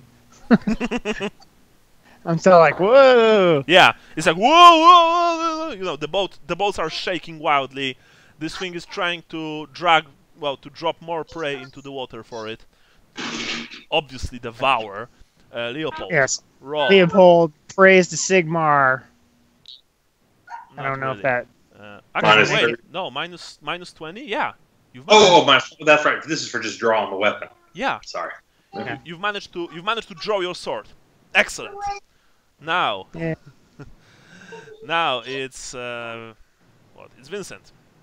Yes.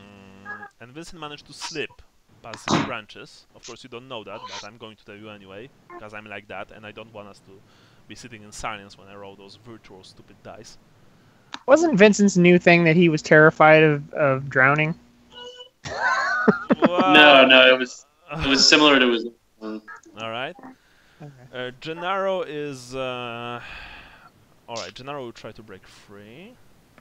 I want to. Oh no, I'm not going to sing that because I'm going to get a copyright strike on my channel. There you go. All right. And just like before, remember, guys, this rule of ours. In case of counter tests, as long as both sides failed it, we roll so long as one wins. Okay. So they've both failed, so now I'm going to roll again for Gennaro. What's with roll 20 today, seriously? Yeah, I'm surprised. My internet has been wonky lately again, but it's working all right today. It won, essentially. It won, and now for Jackie, who tries to break free. Lucas and Leopold. Well, actually Lucas, because... no, both of you. You see that Jackie emerged from under the water. Oh, yeah! It's fantastic! Of course he does. I thought for sure he was going to be like, holy shit, these things really are out to kill me. Sally, remind me, you were captured or not? You broke free. I just broke free. So now it's trying to capture you again, and it did. Roll agility with minus.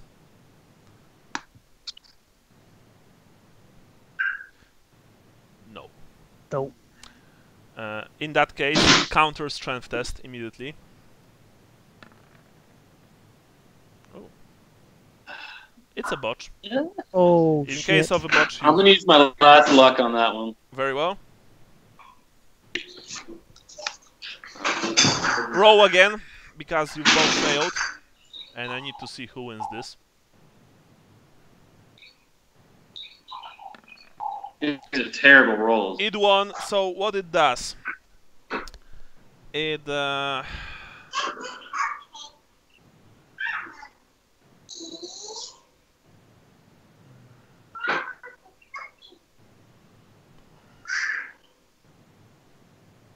it does to you 4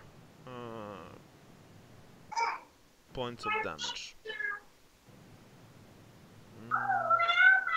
So, toughness and armor points. No. Do anything for me? It just goes 4 toughness points. You just lose 4 toughness points. Sorry, 8 hit points. Yeah. Okay. I'm at 9. Yeah. This thing is slowly constricting you to death.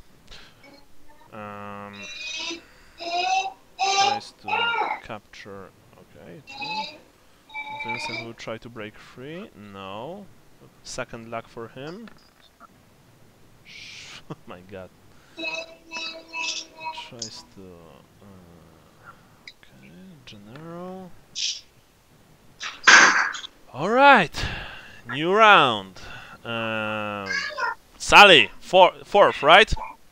This is the 4th. Yeah. Okay. Go for it.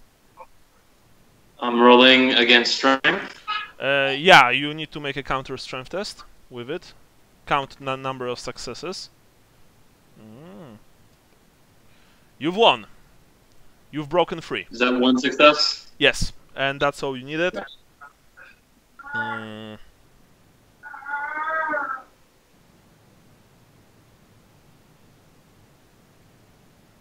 All right. You've broke free. You try to swim to the surface. Next round, of course. Lucas. Mm-hmm. Go for it. Okay, I'm gonna keep trying. One of these days I might actually hit. Yay! Yeah, ooh, sweet. You've managed to hit. Location isn't really necessary in case of this thing. Roll for damage. And so it's been so long. That's D10 plus strength bonus. Yeah. Okay. Hold on. 10. 10. Minus Nice. 5. You've dealt it 5 damage.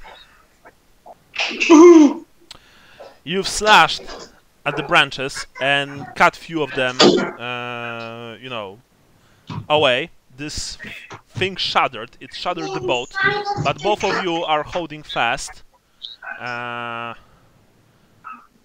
Yeah. You are closer to breaking free of this thing's deadly grip. Nice one. Leopold, you saw what Lucas did. It's inspiring. Yes. What was the minus to weapon skill again? Minus 30. Yeah, no, minus. Oh, you have your sword in your hand. I finally got it out last Minus turn. Yeah. 30. Oh, okay. So I got a 13 to get this. Got it. Sigmar, give me strength. Guide my blade. Oh, so close. If only you had used the luck. If only I'd used the luck. You're swinging your sword wildly. You've managed to strike the side of the boat, but this thing is holding fast. Vincent will try and swim to the surface. No, and I'm not going to use luck for now. Gennaro will try and swim now. You see that Jekyll is like swimming. It's fantastic! This is primitive blood sedge, the most friendly plant in the whole marsh! What did he say it was?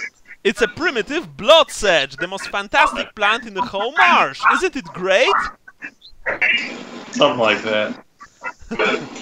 Of course, you know, he's screaming very loudly when he does that, but I guess that you are too busy fighting for your life.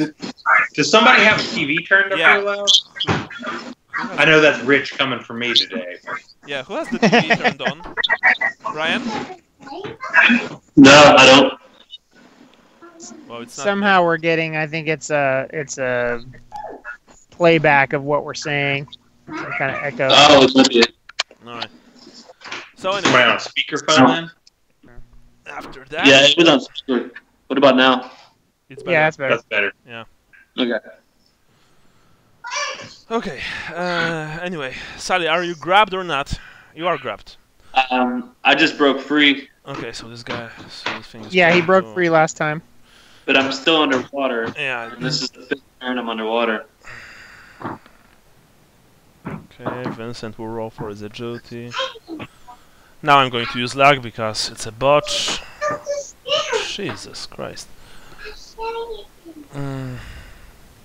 Minus 30. Okay, he passed. Gennaro. Nope. Alright. Sally! You can feel those branches around you trying to grab you, but you're swatting them underwater aside. That said, it's cold, it's horrible.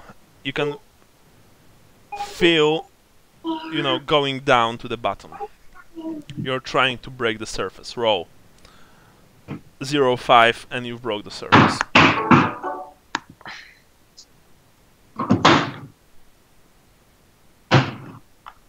Sally? No. Okay. Oh, there he goes. Nope. Alright. Lucas, Mm-hmm. go for it. Try it. Keep trying. Alright. No. No, you're trying to smack the branches, but to no avail. Leopold. I will use a luck point to increase my chances. Your last luck point, very well. Is it my last one or my second to last one? You had... you've I used have- 3. Yeah, Yeah, so personally, this is I'm not sure I would risk it, but that's just me. Well, I came close last time. I'm gonna go for it. Cause I mean, you know. Okay. All right, let's do it. Oh, terrible waste. Yeah. You've tried to swing your sword, but Honestly, you're just swinging it in the air, impotently. Vincent. But I've lasted for 8 seconds. Yes. No, he's still underwater. Oh, Gennaro doesn't have luck anymore. No, he does not. He only had 1 luck point, right? Yeah. Oh, no, he had 2. So let's add D4 to the rounds. To his rounds underwater. Let's see how many. Just 1. Sally, note that Gennaro has spent 1 extra round underwater. All right? Sally? Brian? I had it muted, yeah. Hey, can you hear me? Yeah. Yes. Yeah, you were muted, yeah. Add a single round to Gennaro, to his time spent underwater, please. So I'm at 5, he's at 6 then. Yes. All right. Jackie is just having the time of his life, swimming, splashing his hands. He doesn't even want to get out of the water. He's so happy. Cool. He's like, why don't you guys get into the water? It's fantastic. Let's go for a swim. Are you shouting something back as a free action to him? Lucas, Leopold? Yeah, he might know how to stop this thing. I can't swim on him in full mail. That's it. Lucas, anything?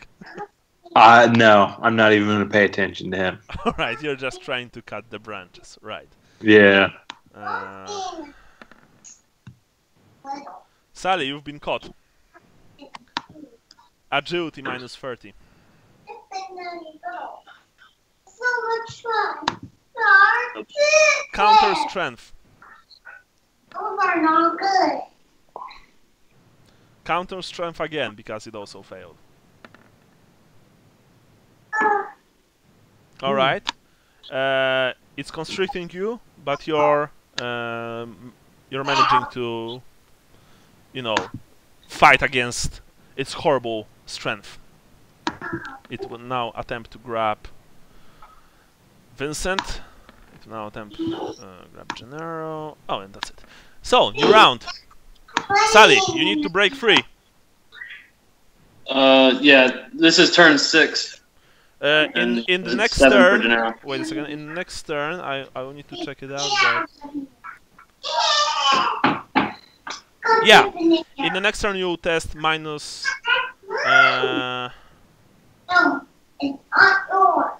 Sorry, the standard toughness test next turn. Okay. You need to break free from its grasp. Roll. Strength test. Counter strength test. Yes. Ooh. Nice. You managed to break free. Next round you'll be able to try and swim to the surface. Okay, Lucas. Gonna keep on keeping on. Minus 30. I hit. You got it. Nice. Nice. Yeah. And then Roll damage. Ooh, Ulrich's Fury. Yeah. Sigmar's Fury. Sigmar's Fury. Yeah. Whatever. Okay, and so I roll another damage. You don't really need to. If you. Oh, okay. I mean, you want. You can if you want. Basically, you slash at this thing.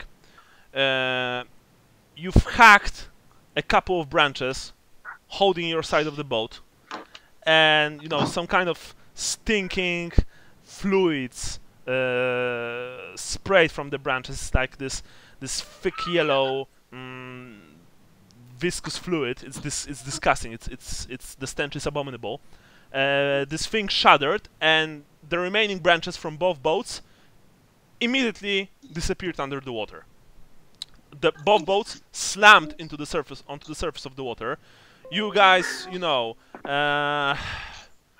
you were shaken by this. You're holding for dear life. Fortunately, you didn't lose your weapons.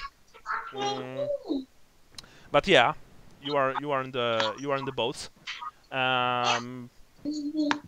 All right. So, Leopold, what now? Mm-hmm. I look to see if I can see anybody to grab them out of the water. Jekyll. Okay, I grab Jekyll. he's basically a bit far from the boat. So you Oh, so he's the only... yeah, you reach your hand to him. You see that he looks at it. He'll probably start swimming towards the boat with this huge grin on his face. Right. So now I need to roll for Vincent, who's still trying to swim to the surface. No. Oh, this turn. Oh, Gennaro just okay. Another. Oh my god. This time let's roll the 6. Sally, add 2 more turns to Gennaro. Oh wow! So he's at 9 right now. Yeah, and he's testing his basic toughness. First roll, and he failed because he has tough. I think he failed.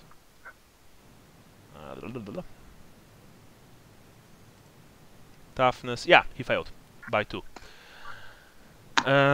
So first test for Gennaro failed. Jekyll, when he saw your hand, he began to swim towards it. Right now, this thing let go of the boat, but there are still people in the water. Sally? It's my turn again. No, it's its it manages to grab you again. Oh my god. Agility.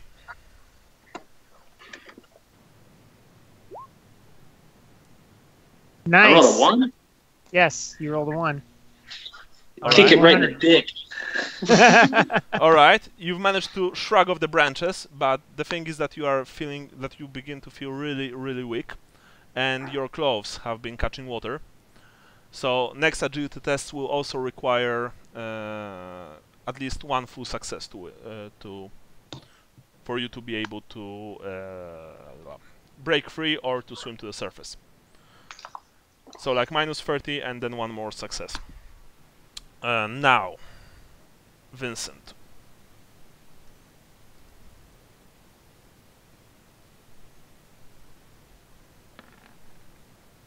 It managed to catch him. Yeah, he also have a harder time. Another flag point. 3rd for Vincent. He has 1 more. No, he failed. So now it's counter strength.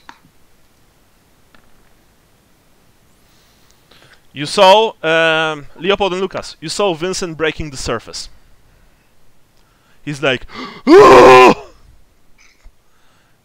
he's. I'm going to tell you how far away he is. He's 3 meters from your boats, to your left, Lucas. Okay. And now Gennaro. This thing will try and grab him. Yeah, I managed to grab him. He'll try to with a. It's 3rd botch for him. I swear to God, this game This is wants crazy. yeah, this game wants me to kill this dude. Let's add D10 rounds to his drowning. Add another 4 rounds, Sally. So he's currently at 13. So it's another minute. So now I'm going to roll -10 toughness test for him. If he fails, he loses consciousness and goes to the bottom. He has 7 rounds more than me. Alright, he passed. Let's keep it at that. Sally. Roll. Okay, this is my 7th turn. You've passed the test or not? So now you have to pass the test. I haven't taken it yet. So It's strength I'm rolling against? No, toughness. Toughness. Nice. You're refusing to die. Roll for swimming. Which is agility, right? Or no, strength. It's strength halved, and then with minus 0.5 essentially saves you. No. Lucas, you see that Jekyll is swimming towards Leopold's boat, and he obviously plans to get on it. While Vincent is gasping for air, emerging from the stinking brackish water, flailing his hands. The man cannot swim. It's more than obvious, and he's panicking. Is the boat? The boat is still now, right? Not exactly. It's still, you know, swaying a bit. I mean, right, but it's not. Yeah, no, it's okay. Do I see a rope nearby? Yes, there is a rope. Okay, I'm gonna grab the rope and toss it out to Vincent. And All then, right. You grab the rope, you toss it to Vincent. And then immediately grabbing the boat again with my offhand, by the way. I don't trust Pro it, tip, but- the best way for this is for you to grab the rope two-handed and then support yourselves with both of your legs. Okay. If you want to do this. Okay. Vincent will test his strength in his turn. On a botch, he'll pull you into the water. Actually, no. Okay. Let's make it that way because it wouldn't be fair. On a botch, because he's panicking, he'll go once again under the water. On a failed test, he just won't be able to catch the rope. But you need to essentially help him go on the boat.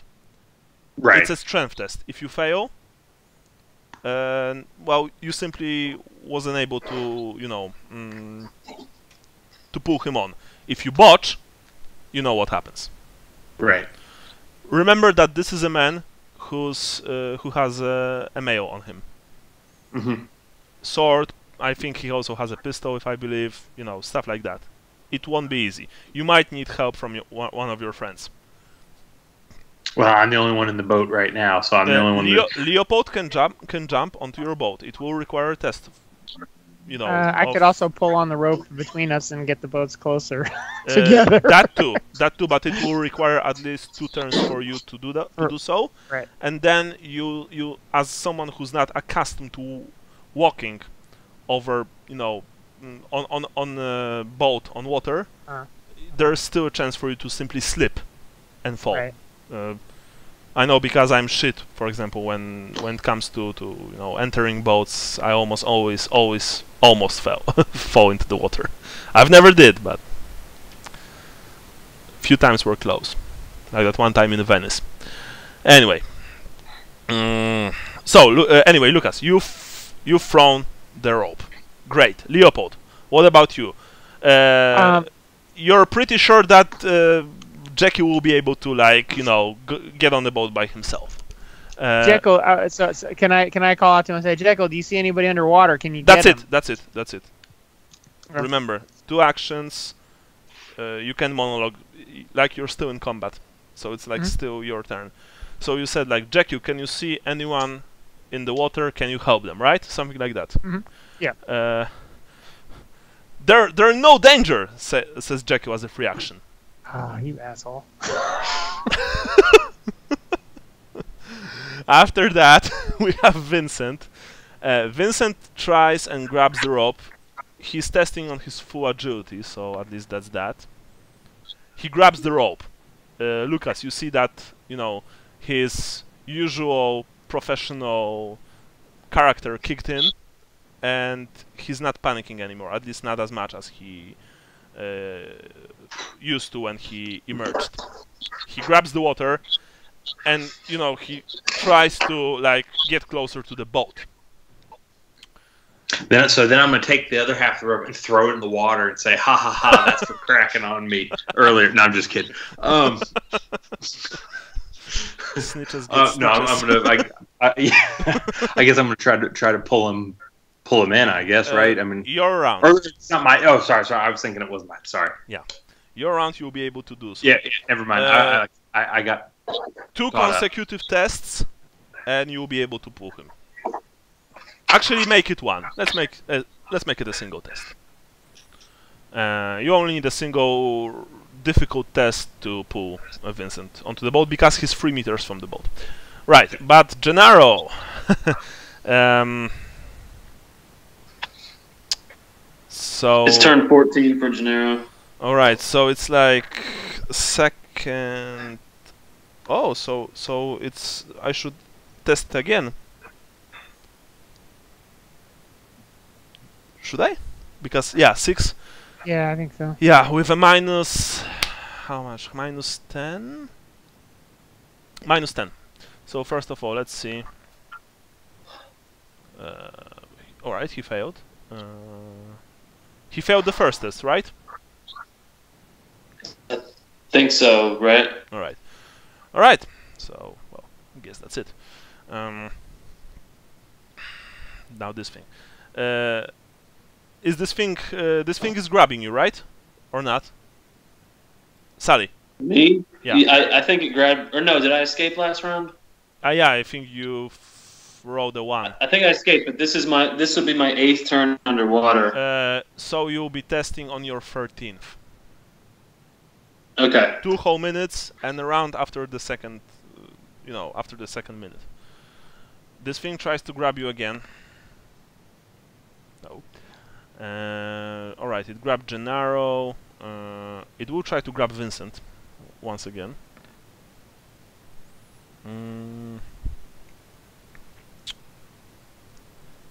Alright, let's see if he'll be able to... Lucas, you see that Vincent is holding the rope. Suddenly he was like, whoop! Disappeared under the water, but quickly emerged once again.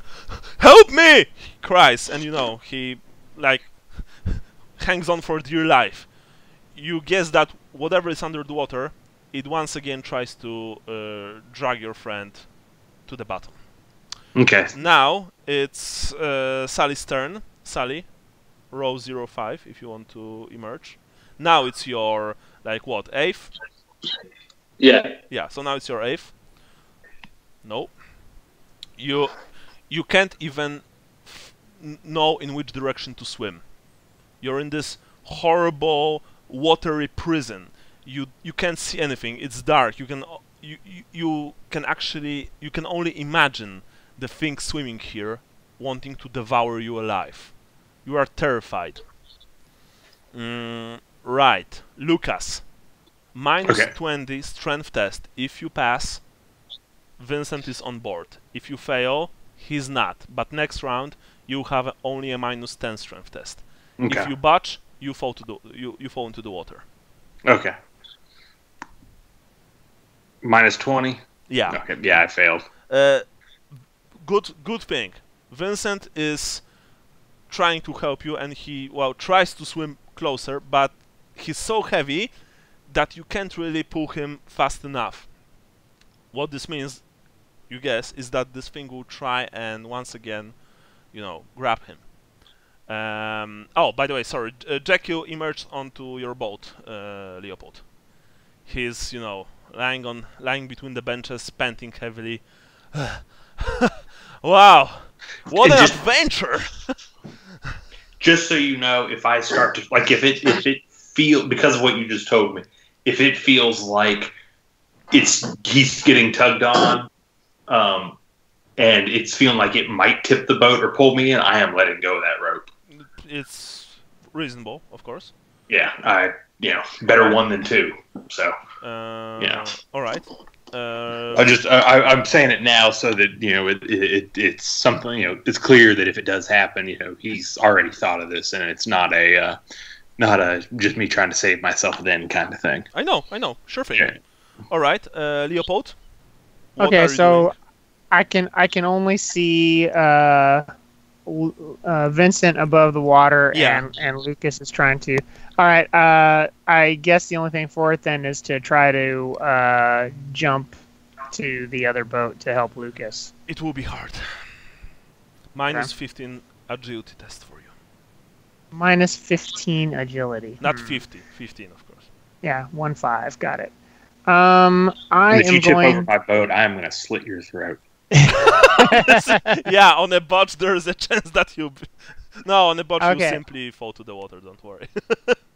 I am going to spend my final luck point. On a plus 10. So you only have minus 5 to your agility. Excellent. Alright. Boom. God damn it! It looked like this. You've tried to jump. At the last time you've tripped and fell to the... the prow is in the front, right? Yes. You fell on the prow of your boat. You've landed badly. You've bruised yourself. but fortunately you didn't fall into the water. But it was close. Very close. Right, so now... so now, Vincent... Vincent will try and use his agility to get closer. No. Lucas, you see that Vincent is essentially, you know, he's really not accustomed to being in the water, so he once again begins to panic a bit. That probably can be good. But right now, this thing, Sally, you can feel the branches all around you, you know, getting closer and closer, trying to constrict you. But fortunately, right now, you're pretty good. Let's see, Vincent will have the same amount of luck.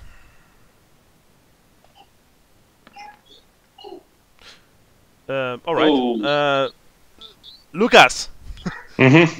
His god must really watch over him, because Vincent essentially got a burst of speed, and he quickly, you know, using the rope, his strength, and your help, covered the distance of those few meters almost instantly, and jump onto the boat. I mean, you know, got onto the boat.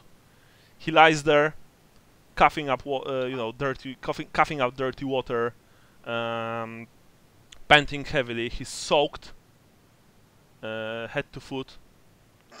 He looks horrible, but he's on the boat. Brian, I mean Sally. Also, Sally, remember to count another turn for Gennaro. Yeah. So, like 2 more minutes, well, less than 2 more minutes, and he dies. So, I don't know. So this is next turn now? I think it should be 15 or 16. I've got 14. No, I have 9 for me, which would be 16 for Gennaro. Alright, 16 for Gennaro.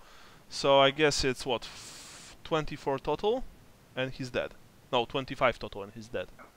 Alright. Okay.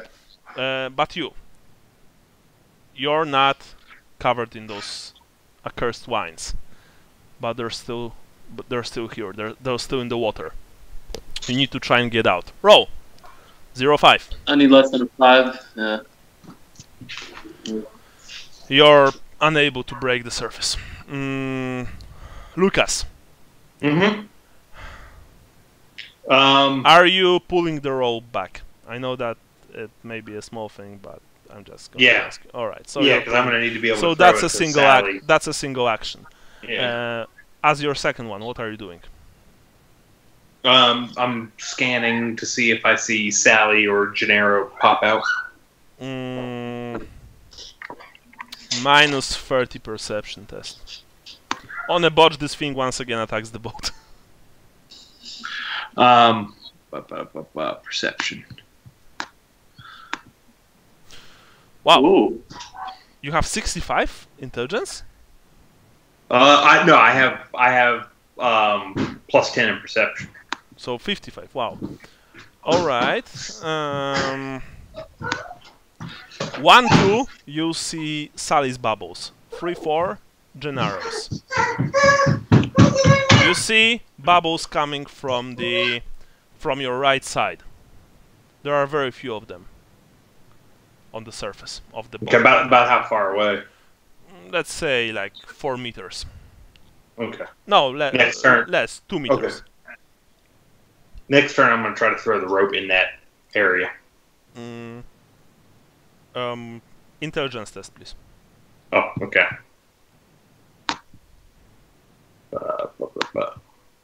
Okay. I can see the bubbles, but I'm not smart enough to know what to do with them. Very well. Leopold? Vincent is on board. Your fellow Vicenlander is safe for the moment. Until, of course, I will require him to roll for all manner of illnesses. Alright.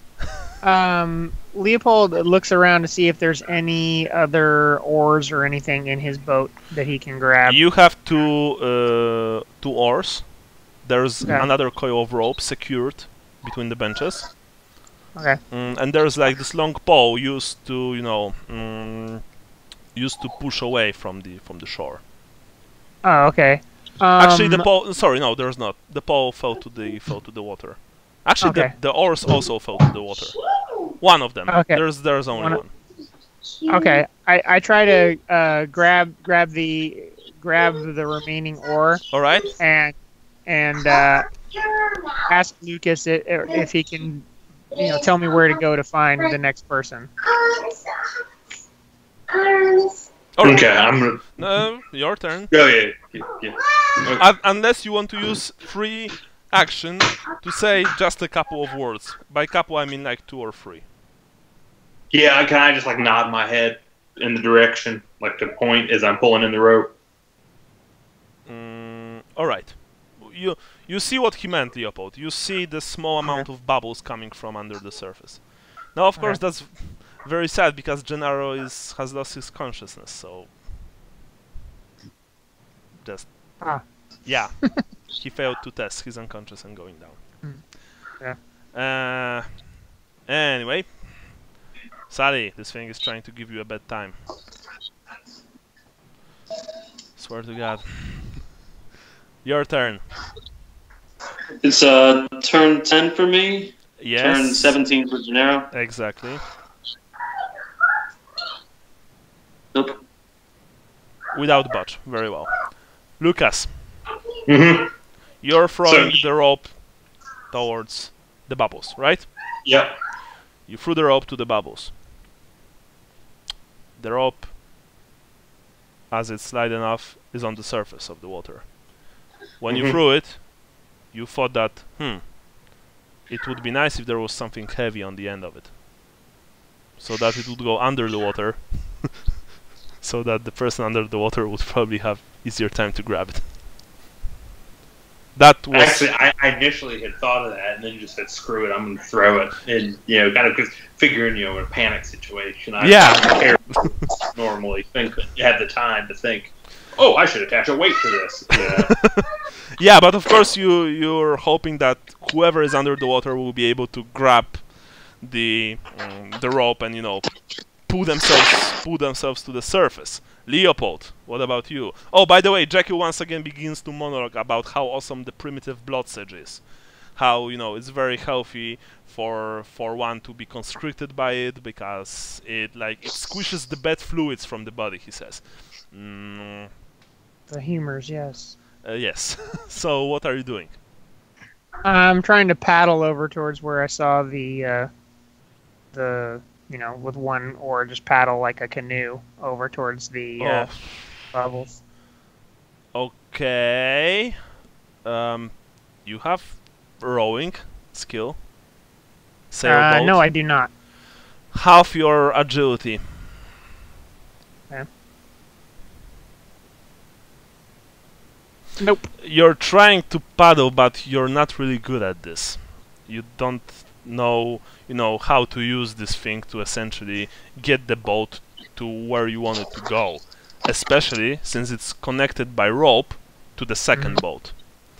But alright. I put the paddle in and I'm slicing through the water, not All creating any drag. Sally, good news. This thing won't be attacking you anymore. So all you need to do is just get yourself out of the water. Okay. Of course, your character don't know that. It's just I'm telling you as a player, because you're in this horrible watery prison of death, and now it's your turn. By the way, probably the equivalent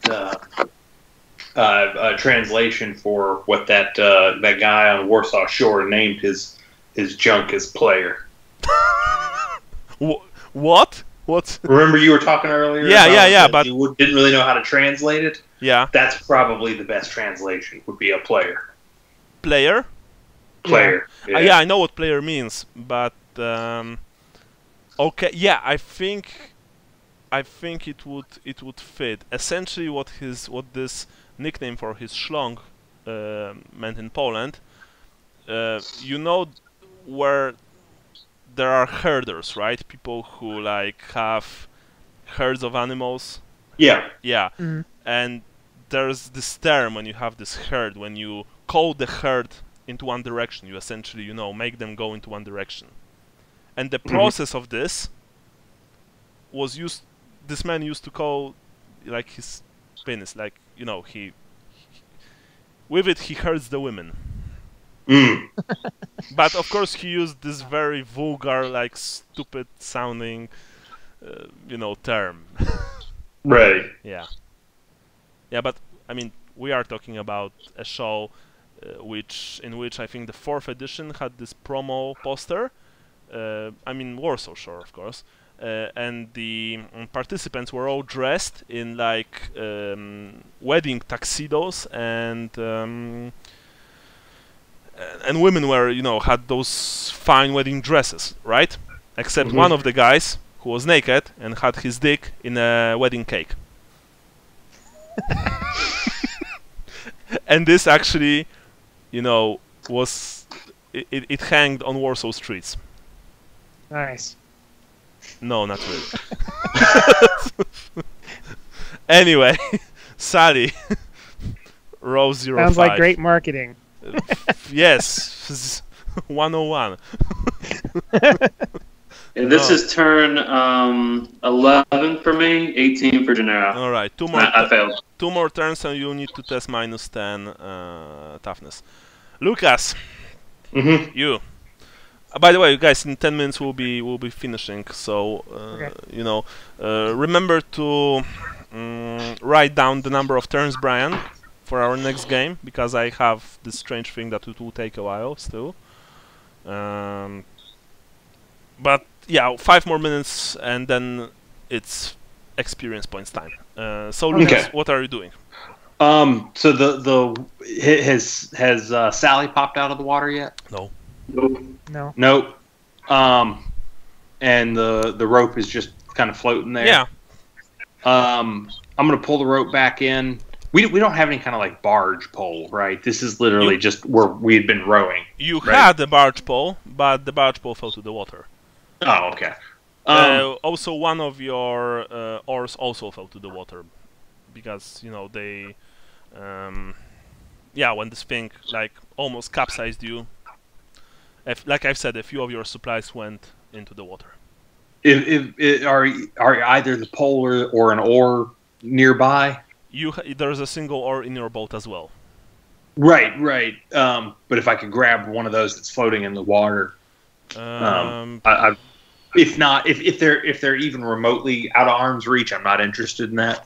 You need to make an agility test to grab the pole. That. Yeah, all right. I'm gonna pull the rope back in, I guess, to try and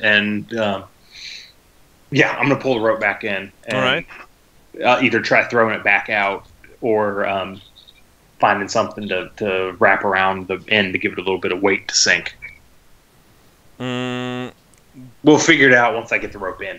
So. All right. So you're dragging the rope back. Now roll for perception to see if, you know, to very quickly check if there's anything in the boat that you can use to tie to the rope and then throw it into the water. Oh. Is that a botch? Yeah, but I'm gonna use the luck point because I've only used one so far. All right. Right. You see that there is essentially a small barrel of pickled fish. Okay. Like a very small barrel, so you could probably use that. Okay. All right.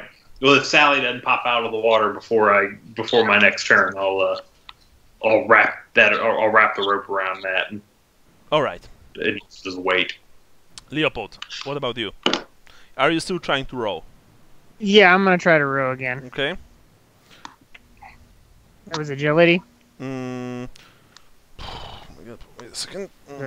My sheet here says row is a strength check. Yeah, it is a strength. Okay, so at half. Yeah, well, good. My strength is even lower. You're trying to... Oh. Nope. You're trying to...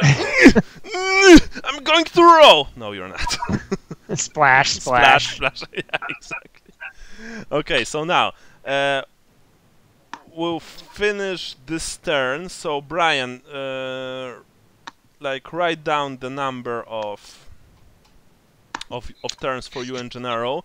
Now I need to roll for Vincent for sickness. 2 times actually I need to roll for him. Well, that's a botch. He had one last.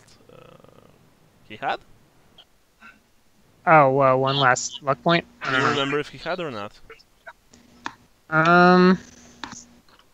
Yeah, I'm not sure. I remember you saying something about his luck points when he rolled the last one, but Lack of luck, or that he had? I want to say you said he had Okay, 4 and you were on the 3rd one. Okay, so benefit of the doubt, he still has 1.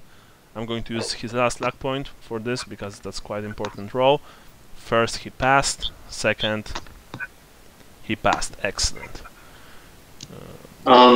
Just to simplify things, if I were to just use the fate point, at this point to tap out. Wait a second. Sorry, Ben. Just one thing. Okay. To tap out, then yeah, you will emerge. I mean, they will find you. You emerge, but you lose a lot of stuff on you. Gennaro essentially also needs to use his one and only fate point. Because he's going down. Okay, so yeah, I'm at 11 turns then. You using your fate point or not? Not yet. All no. right. So, Brian, I'm going to use fate point for Gennaro because there's no chance for any of you to get him out. You don't have swimming. He's unconscious essentially. So that's it. He has 0 fate points. You know what this means. Yeah, he's done. Well, it was always his fate. Let's be honest, right? I mean, yeah. he's still alive, but that's it. All right. So this is where we end. Lucas and Leopold, you're sitting in your boats trying to get your friends out. Vincent is coughing out disgusting water, and essentially, he's half dead. Jackie is laughing like crazy and shouting how much he loves the Cursed Marsh. And it's only a 2nd day of the trip. There's one more, and then you need to return. Andrew, can you put that I'm at 11 turns in the notes? I'm not taking the notes. Yeah, I got you. Oh. Okay, cool, thanks. Yeah, so Brian is at 11 notes, and next time we'll start at the same initiative, and we'll start from a new round. So, Brian, you're going to roll for today's game. 50 points for everyone. 10 points for your characters. Place of birth, Brian. Nihilist said something about that we don't understand that there's always a boss, and I said that I do. Oh, okay, I get it. Like mafia, yeah, right? Sorry, like I understand that from where I'm from, Okay. Cool. Andrew. I mean, as we were in the boat, I was looking around for kind of woodsman type things, but I don't know how Talbot land that is. I'll give you 5 points because you were saying some woody stuff today. I don't remember exactly what, but there was something in the marsh. Yeah, I did make my the comment too about it's still better than the cities. Yeah, that too. Yeah, that kind of stuff. Yeah. Sean. I was just saying stuff about no humor in Wissenland, and I haven't had that Wissenland beer before. Yeah, that's pretty nice. And there was that. Well, Vincent should be in the boat with me because we're Wissenlanders. 10 points for that for you. Did you give Sally birthplace points? Yeah. You gave him 5 or 10. How many did I give you, Brian? 5 or 10? You didn't say. You actually didn't say, yeah. Oh, well, you're Thailand. I'll give you 5. Okay. It was pretty good, but well, I mean, I know that today wasn't, there weren't that many chances to actually roleplay because strange vines coming from under the water. Sorry for that. Anyway, religion, Brian, run out, right? Yeah, and I made the sign of the hammer. It's a nihilist when we left. Okay, 5 points for that. Small thing, but I like the idea of a halfling who respects Sigmar. And I also said we're in Ronaldo's favor, so we shouldn't mess with those plants. okay, so like those. Of course, you probably would count for more if you got his name right, but No, that's actually Thailand. That's how they say it. Ronaldo. oh, okay. Yeah. Okay. Ragspiel, like everybody else. Yeah. That's right. You're in the Empire, son. Yeah. Um, Empire. yeah. Sorry for that, Andrew. Like I said, True Detective, great TV series. Andrew, what about you and Talabeklan? Nothing really. I actually had meant to, while I was swinging at the trees, to refer to him as an abomination to nature, but then got sidetracked on everything else. So Okay. so nothing. Sean, Wissenland, the Empire. Oh, No, I it's thought we were in religion. religion. Yeah, sorry, just religion. I said Sigmar a bunch. I'll give you 5 points for this whole hammer thing. Oh yeah, the theology lesson again. I would honestly give you 10 if you knew the first commandment, because the commandments are presented in both the rulebook and the Tome of Salvation. If you guys want to check it out, they are there. I should know them. That's when you said that, I was like, oh shit. How much did I get for religion? 5. You got 5. Total 5. Okay. So now, star sign, Brian. Everyone else volunteered Gennaro to keep rowing, and I asked him if he's all right, if he needs a break. What is your star sign then? Merciful. Okay. Yeah. Okay. Yeah, and you were pretty chill when Nihilus asked if you're cool with the lady and with himself. So, you weren't we want to kill you all, right? Yeah, I get it. Yeah, so it's like 10 for you. Andrew? Mummet the Fool, which is sensible, intuitive, and lucky. 10 points. I think I was very lucky 10 today. points, yeah. Yeah. Excellent. It was great. That's about as good of a star sign, I think, as you can get. Yeah. That was the perfect, like playing out your star sign. You've managed to free the boats. You didn't. You've avoided, being cast into the water. Yeah. Sean? The only thing cheap-wise for Cacklefax was trying to order an extra gooseberry tart. Yeah, it was extra. And wasn't there something about that free pamphlet when he gave you... Oh, yeah, I took the free pamphlet. That's right. Yeah, because he told you that it would cost normally, but he gave it for free. And I think you've said something back then. I'm not sure. But I will give you 5 points for that. Okay. Finally, we have Doom. Brian? The blind maiden shall away thy soul. I've been underwater for most of the. Yeah, but you didn't said anything, and it was yeah. That's what I'm saying. I didn't have a whole lot of speaking opportunity after the past hour and a half or so. Remember that you don't need to speak to someone about it. You just need to say, for example, what your character thinks. And I think you have a great opportunity because you're still in the water. Maybe next game you'll be able to use it. I'm not going to tell you what I will do, of course, because but you still have a chance to actually make it work very nicely. Andrew, what about your Doom? The sword shall bring no justice, only suffering. I don't know that really played too much today. Don't think so, honestly. Yeah. You could have commented on Leopold. Well, you used your sword and didn't get any results, and I cut it with my axe. Oh yeah, that's a good idea. Yeah. Oh well. Sean, we're gonna tell him that anyway, just because he's been giving me grief. But yeah. The hourglass glass shatters before thy last grain falls. I mean, I am trying to push us forward, but I don't know that I was as pushy this time as I have been in the last few sessions, so I don't know if that really works this I time. will give you 5 points because you were saying, well, let's go then, we are going there, you know, Yeah. stuff like that. I mean, I've heard it from you, so I will give you Yeah. 5 points for that. Sally, unfortunately, I didn't saw any halfling today, honestly. Unless you convince me otherwise. No, there was 2 people call me little man, and I meant to come back to it, and I didn't. So Yeah. So that's it for the points today, guys. Alright, so My question, can we play on 2nd of September? Hold on. I think I got something that weekend. If not, then 9th. the 2nd I can, the 9th I'm not sure. Okay.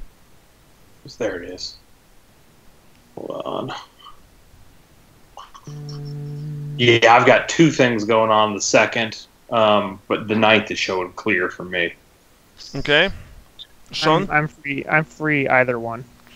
And Brian is cool as well. Okay, I'm going to create an event, and hopefully Jason will also be able to attend because he's not around on 26th, but he should be on 2nd. So we're playing on 2nd. I won't be able to make the 2nd. Oh, you won't be able to make the 2nd. Okay. No. But I think Brian said he couldn't do the 9th, so... So my question is it viable for you guys, for example, to play on the 1st? No, that whole weekend of the 2nd, I'm actually there's a gaming convention here in town. Oh, so okay. Brian, the 9th is my mom's birthday, so we're probably going to dinner then. Okay. But worst case, just cut it short. You know what I mean? Okay. Let's just. I mean, like this time would be perfect. Like if I am going to dinner that night, like finishing around now would be perfect. Oh, okay. So yeah, I guess the 9th is fine. Yeah. Okay. Sean, 9th is okay with you. Yeah, and 9th is totally okay. Okay, because guys, next after 9th, I won't be available. Like, let me see. I won't be available on 16th.